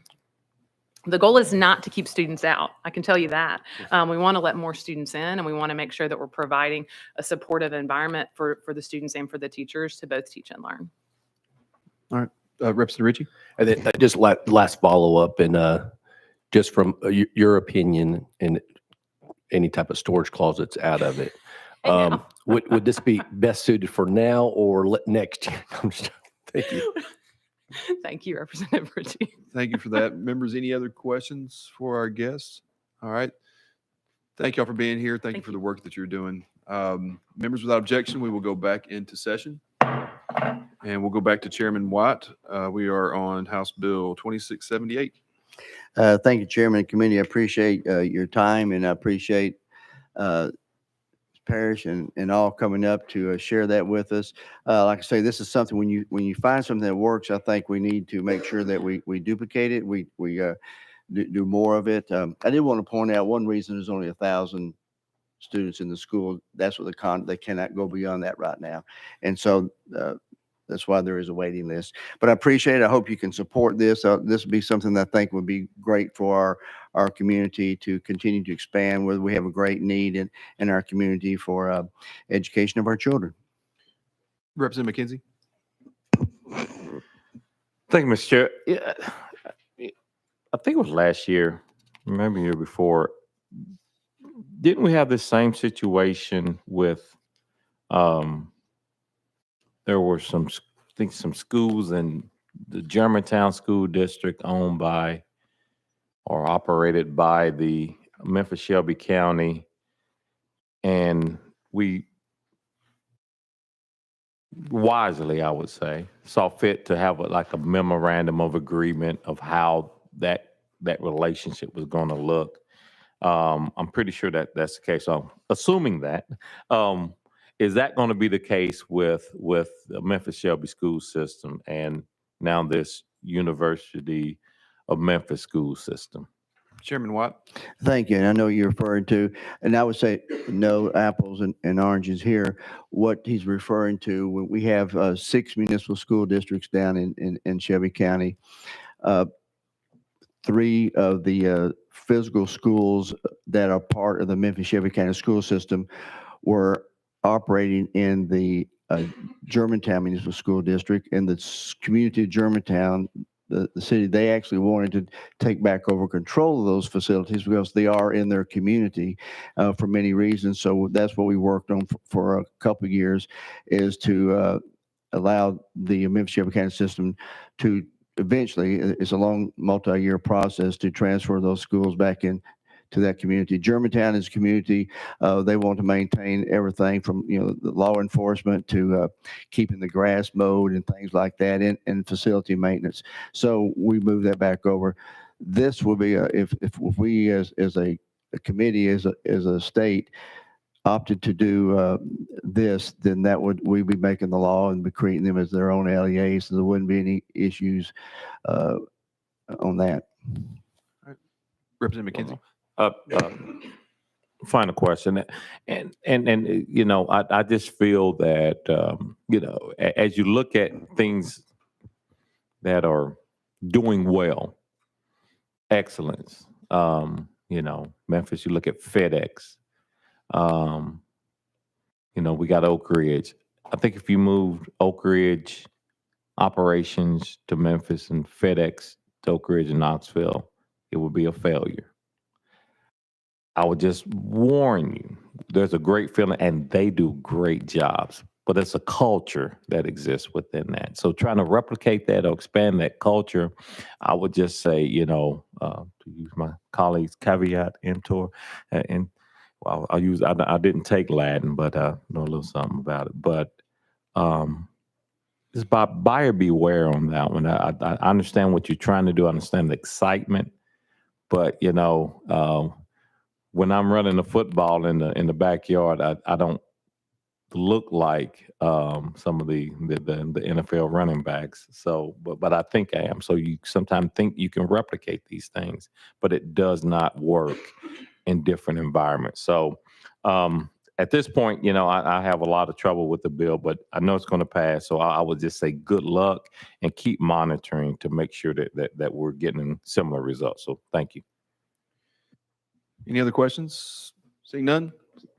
Question has been called. We'll be voting on House Bill 2678. All those in favor, please say aye. Aye. All opposed, say no. Ayes have it. On to full education.